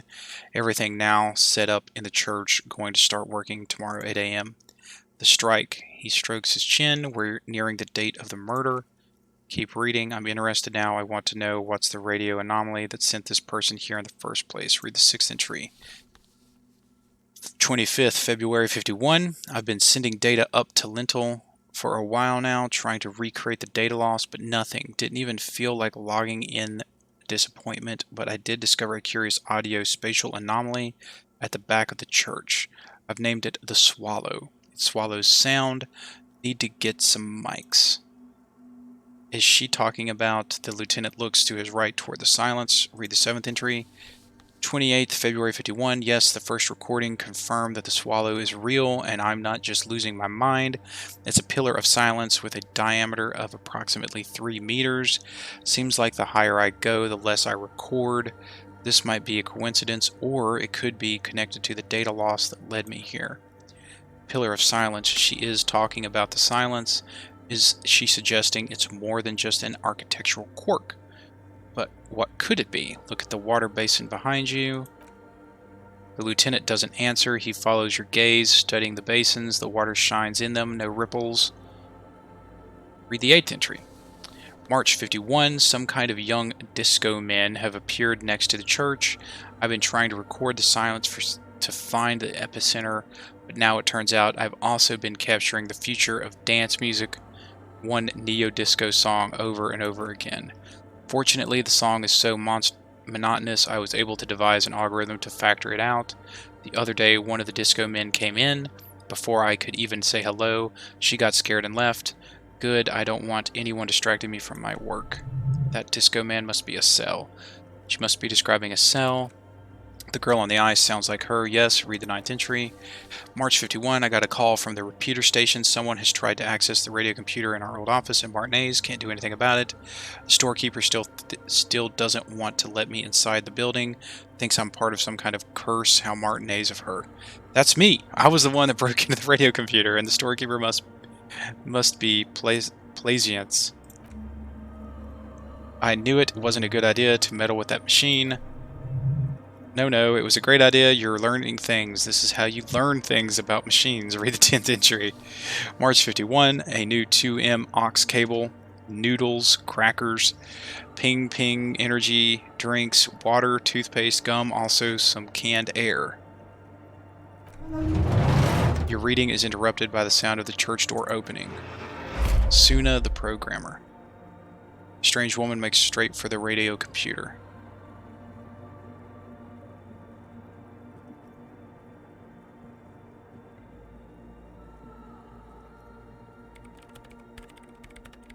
Breaking into my radio computer, I see. She glares at you as she holds down the off button for several seconds. The machine reboots. Yes, you are breaking in, but not into her radio computer. You're a master circuit bender. I do apologize for the intrusion, madame. We are with the RCM, you see. I can assure you I'm an expert circuit bender. I'm not breaking into your computer. I'm using it to access Coalition military data links. We're here on a side case representing a certain music venue organizers. We're not just breaking in. I'm pursuing a mysterious lead, searching for my lost identity.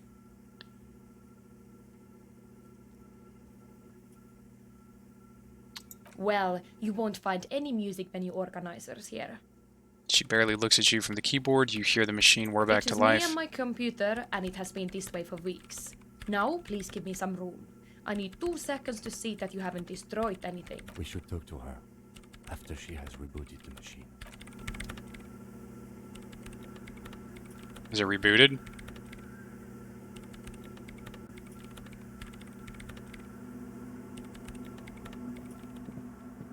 What is it? The woman is still hunched over the keyboard, gently illuminated by the purring machine. I didn't break anything, did I? No, you just printed out my personal log and wasted some paper. It does not look like a big loss to her. Hey, are you lead programmer of the We're All Untethered by any chance? Yes. She or thinks no, not anymore. That project is dead. Sorry, but who are you? What are you doing here? I am Sona Lukanen Hilde, the former lead programmer of Fortress Accident and RSA radios. I have over 16 years of programming experience, and I'm proficient in both Vox and Orbis languages. If you're not here to hire me, I don't really know how can I help you. Did she say over 16 years of experience? She must have started programming when she was still a teenager. That still doesn't answer what she's doing in an abandoned church. Have you seen the Crab Man? No, but you know he's around. Yes. He must have seen you. It sounds like you're not worried about him at all. No, you're right. I'm not. Her voice trails off as she bends over to tinker with her machine. Why are there so many machines in this place? I brought them here. These are my machines. Please don't touch anything. Why do you need an antenna? I use the AR-1 as my Ream Prefect's processing unit. The Ream Prefect, that's your radio computer. And the antenna is its processing unit. Yes, she sighs. You really don't know anything about radio computers, do you? She stopped working. She has stopped working now. No, I'm Master Circuit Breaker. Not really. I know a little. I don't really know much. Not really. Alright, well, our radio computers perform operations up on air, so in order to gain more processing power, you need to invest in a good antenna. Wait, what's on air? On the front, the unified front of radio waves licensed and controlled by Lentil in the East Insulindic region. It's all about us, she waves her hand. It's all around us, she waves her hand. That's what on air means. Like love. The AR-1, is it a good antenna? She stops to think. I guess it is. So far I've been quite satisfied with it. Martinez is an unstable region with bad coverage, and the operation has been surprisingly stable. But it's not the cheapest one on the market, so I wouldn't recommend it for your regular red tape operation. Fraser 1000 is foolproof line for civilians. Anyway, she turns back to her terminal. You should do some research before you decide to buy anything. Ask around, compare the prices. There are many milieus dedicated to that sort of thing. What are you doing with your radio computer? I'm working. The machine seems almost alien with its pulsing core, the light casting her face in a strange shadow. Working on what? Could you, she closes her eyes, could you just shh for a moment or get to the point? I really need to focus on something.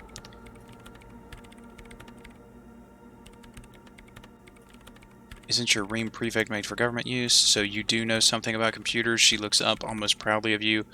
You're right, prefect is used mostly for government peeps. And you work for the government? No, I don't. So why do you have it? She inhales sharply before answering in a single breath. Because I need something good for my investigation, and Ream Civic is widely agreed to be below all standards, so I had to upgrade. Besides, owning a Ream Prefect isn't such a big deal anymore. No, actually, it is kind of a big deal. You don't see Ream Prefects in every police department, for example. How did you get your hands on it? I know a friend of a friend who used to freelance for the Coalition. She says nonchalantly, scratching her ear. I was actually aiming for the military-grade Ream Rational series, but couldn't find one. She pats her glowing machine. Prefect is mainly based on the same technology as Civic, so it's kind of a ripoff, but it does have better compatibility with newer antenna models, so I won't complain. What are these bowls of water over there? They are connected to my Ream Prefect. She looks up. Whatever you do, just please don't move them. Okay, thanks. Short and terse. There you have it. Whatever she's using them for, they're hers. Right, I'll try not to touch anything. Next question. What are you doing in an abandoned church?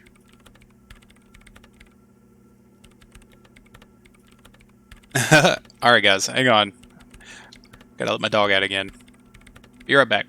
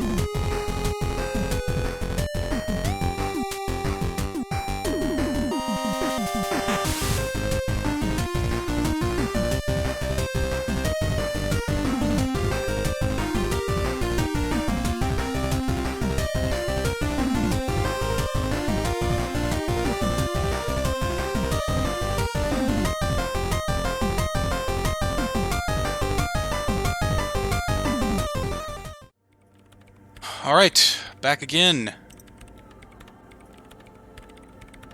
Great, she dwells back. Alright, I'll try not to touch anything. She dwells back into the glowing terminal. What are you doing in an abandoned... Oh, did not mean to do that. What are you doing in an abandoned church? You really like those questions, don't you? There's a hint of amusement in her eyes. I'm a police officer, it's my job. You're occupying public space. There have been complaints. I'm a police officer, it's my job to ask questions. I'm conducting scientific research here. You can't throw me out, she says, ready to stand her ground. What research? Looking for the location of a 2mm hole in the world. Wait, what? She looks for disruption in the radio waves. That's what her personal log said. Lieutenant raises his brows, but doesn't say anything. Is the hole connected to the data loss in your journal? A hole in the world? Yes, that's what led me here. She stares at the burnished antenna on a nearby table. But I suspect it might be something a bit more complicated than that. Hole in the world, what does that mean exactly? Exactly what does it mean? There's something frantic about her as she locks her gaze with you, eyes shining like pearls. Up to now, it has been impossible to say what it is, because it's impossible to measure nothing. What do you think it is? What qualities does nothing have? How do you measure something that does not exist? She's suddenly absorbed in the conversation, waiting for your answer. Easy, you measure it Measure it by the world around it. Hold on a moment, doesn't it mean we're now living in a world that has holes in it? You measure it by collecting data on its surroundings, on that which exists. I can't even understand how we're talking about something that doesn't exist. I don't know, I'm not here for some science, I just want to solve murder. Nope. Measure the world around it. Exactly, she nods, very true. That's what I've been aiming for. That's why I have those basins. I've tried using hydro transducers to record the silence to find out where it begins. Ha! Hydro transducers. That's what those water basins are. Devices for recording sound through water. But honestly, it's not progressing very well. She grows silent. Staring at her circle basins, it looks like some ancient ritual. Do you have any idea where the hole might be located? Somewhere underneath those roof beams, I assume. She looks up, eyes trying to pierce the pitch black, heights above but without much success. Only a faint crisscross of rafters can be made out from the dark. Most of the tower disappears into the shade. Why there? There's this place at the back of the church, a place where all audible vibrations seem to cease. I've named it the Swallow, and the higher you go, the less you record. The Pillar of Silence. Are you sure it's not just an architectural quirk? Maybe, but it's oddly close to the physical coordinates of the data loss that led me to this place. This is where the Crabman lives. I know. You don't think the Crabman might be somehow responsible? No, I don't. You said the research isn't going well. Why not? Because it's just trial and error trying to locate the Swallow, the exact point in space. And I don't have a... She stops mid-sentence. You know what? It would be really helpful if you could just stop talking and let me work. That's all I wanted to know. The scary 2mm hole in the world for now. Hey, about the 2mm hole again. That's it. Okay. How do you feel about the anhedonic... How do you feel about anodic dance music? What? She squints. I hate it. I bet she hasn't even heard it. Have you ever listened to it? What are you, 40? Same here. It just doesn't connect. Not like disco does. Okay, wow, it's quick. Maybe I'd have to be on drugs to get it. But to a sober mind, it just sounds like uninspired rug whipping. No idea what it has to do with either dancing or music. Right. But how do you feel about a club for anodic dance music? This is about those speed freaks in the tent, isn't it? She looks up, shaking her head. I've got some news for you. It's not a nightclub they want to build here. What do they want to build then? Take a guess, why don't you? I heard they're also planning on building a drug lab, youth center, petting zoo, maybe some community space. I'm still convinced they want to establish a nightclub. Heard they also they're planning on building a drug lab. Bingo! She snaps her fingers. That's exactly what they're up to. Wonderful, the lieutenant whispers, admiring the embellished pillars and spectacular architecture in the church. Now this house of worship is also going to be a drug lab. Always something fascinating happening in tents. They are just encouraging an active youth culture. Mind-altering substances are a vital part of anodic club scene. Say nothing. Youth culture here, nothing wrong with that. So that's settled. Great. She supports her chin on her hand, visibly pleased. No nightclubs in the church then. Right, I'll let you work in peace now. Wait, that wasn't all I wanted to ask. What is it? I wanted to talk about the game. Yes, what is it?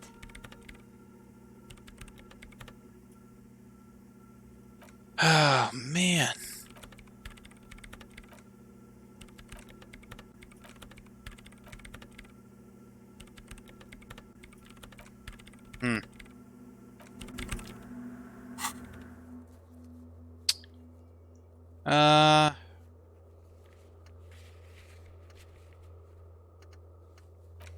Tell Andre about Sana's thoughts on the nightclub. Suna, sorry. I guess maybe let's inspect the traps.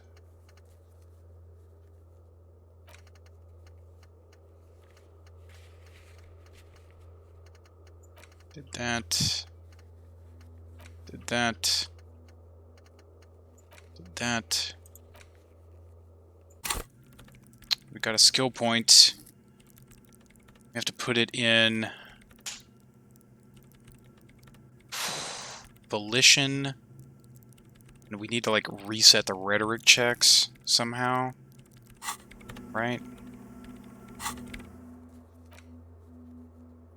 Oh, that actually unlocked. It's interesting.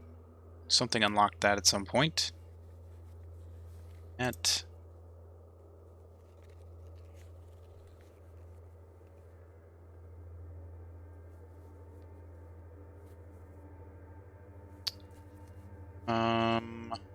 that's been unlocked again. We can try that again.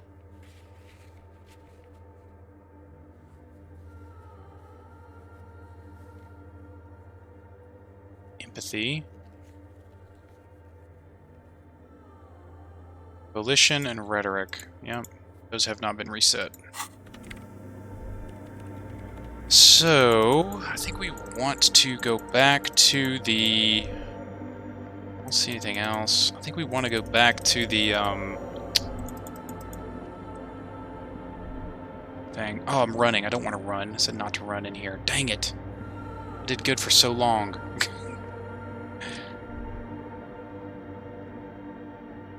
That's pretty cool. So...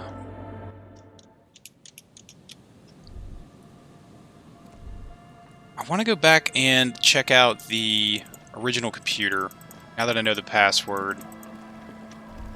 And I really...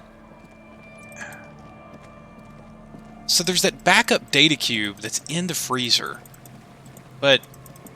I feel like I need to dethaw that freezer. Because I thought at some point maybe I would get a stronger... crowbar or something. That's something I encountered very early in the game. And I'm guessing that's not going to happen at this point. So maybe I should just unplug it and let it dethaw. But I really don't want to screw it up because that's actually one thing that I find very interesting and would like to actually see through to the end without fouling it up somehow.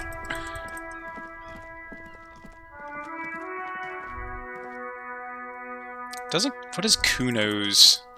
Isn't there like some kind of weird check with Kuno?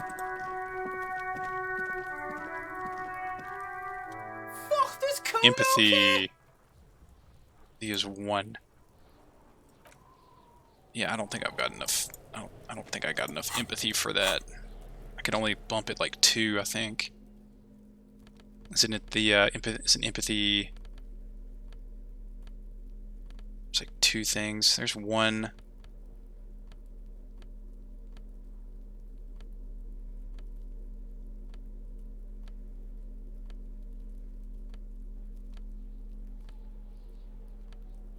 Two.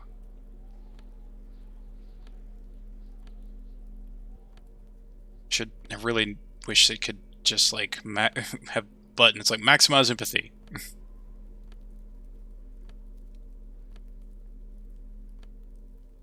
And I think something's negative empathy. Yeah.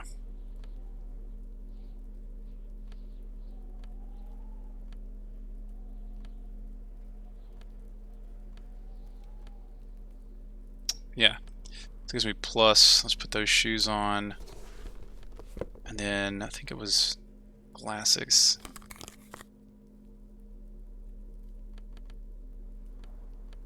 I don't know what is going to come out of this. Probably a failed roll. Kuno making fun of me again.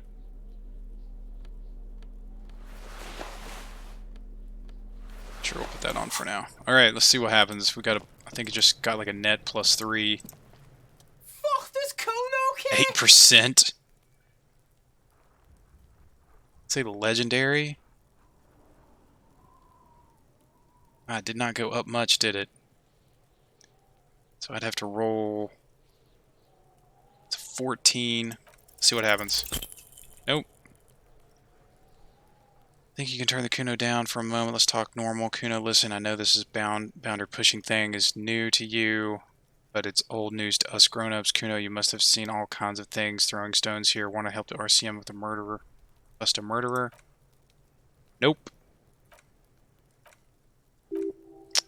Alright, well. We tried to reach the youth. Maybe we'll try again later. Now, that shivers, though. That unlocked. So let's max out our shivers.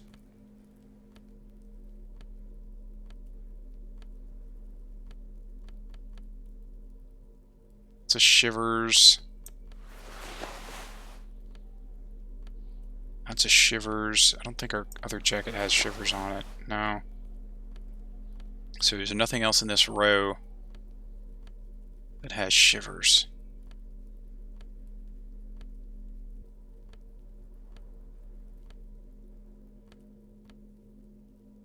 Oh, I'm not at the very top. I hate it when that happens. Electrochemistry.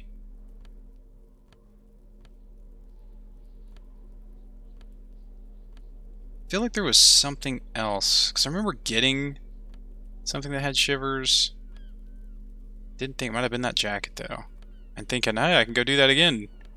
And did not realize that that was the case, that it didn't work that way.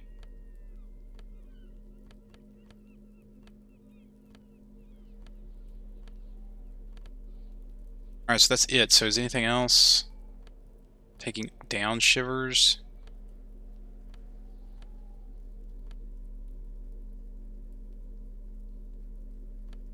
Okay, good enough. Wow, I lost a lot of volition.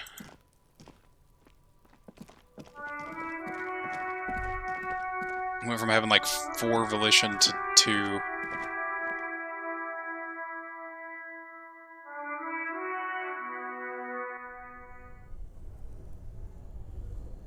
So here's what I'm talking about. Here's this cooler. The orange machine is buzzing like an old submarine, has a hand crank. Turning the crank feels oddly satisfying, like stirring your childhood dreams. The distance you're here, water dripping. Try to crack open the lid. Slip your fingers under the frozen lid. Ice is too cold for you to get a good grip. Pry bar would come in handy. No, this is going to need something else, some kind of super pry bar. Don't even try to open it with a regular pry bar, you're just wasting your time. If you want to try again, then you need to have the pry bar in your hand, detective.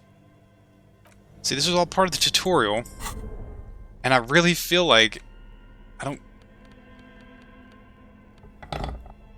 feel like I don't know, maybe I should just risk it. Crack open the lid. Pry bar is not strong enough.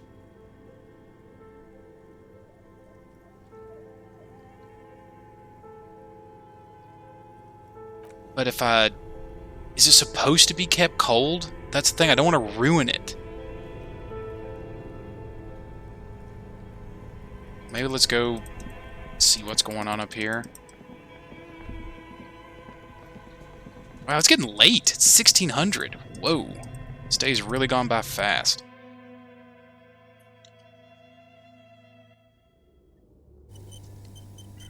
Oh, yeah, well.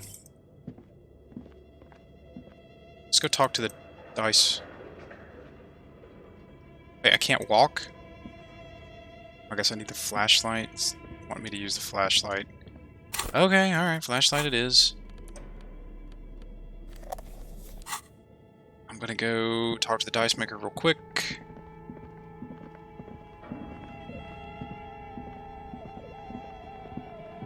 Man, I really want to know what's going on there.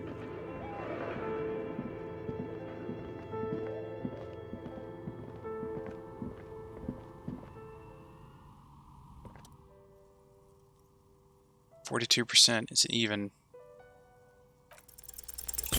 Ah. Dang. Well, it was worth a shot.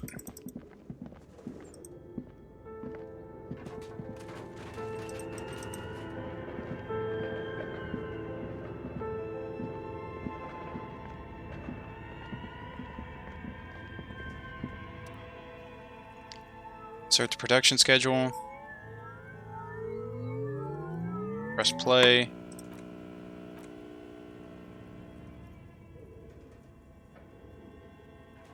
Let's try the password. Afterlife death. Good. I've unlocked the production schedule. Press print.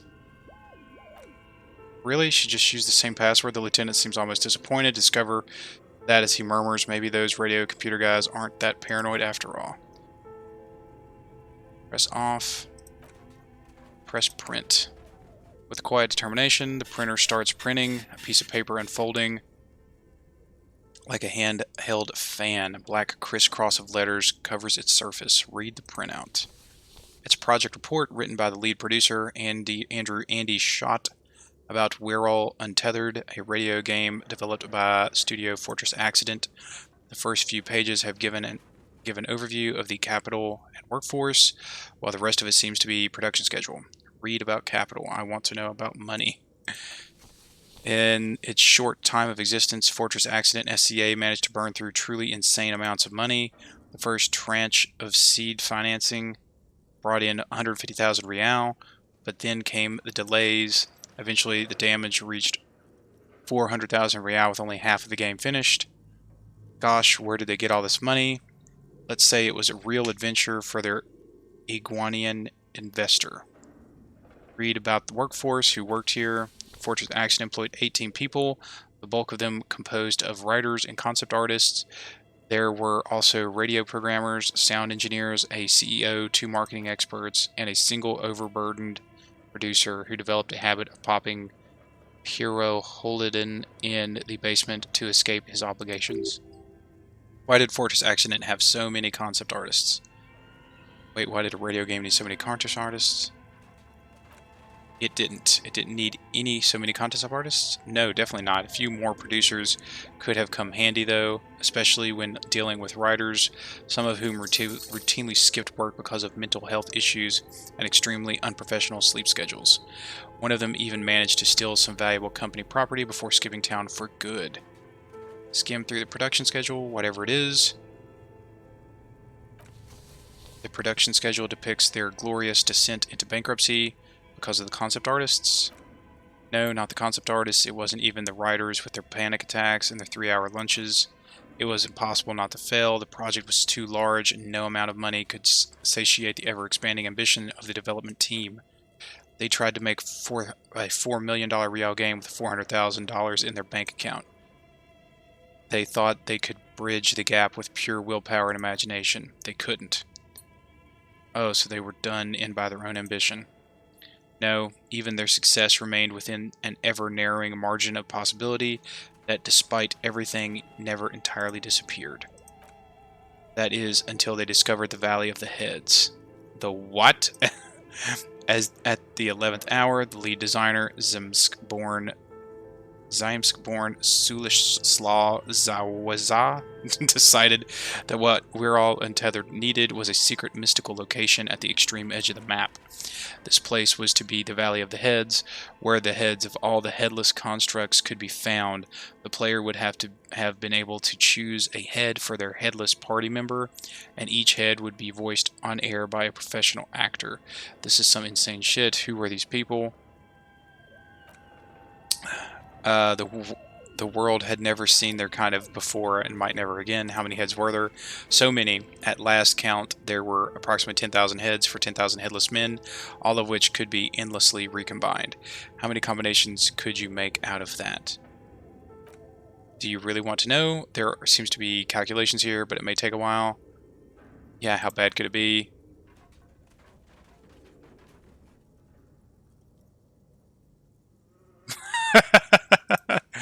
Oh, it's still going. Keep going.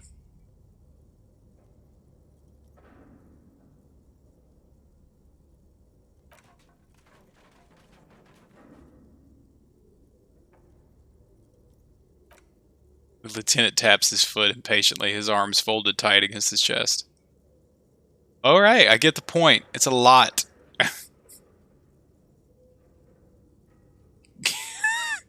Keep going.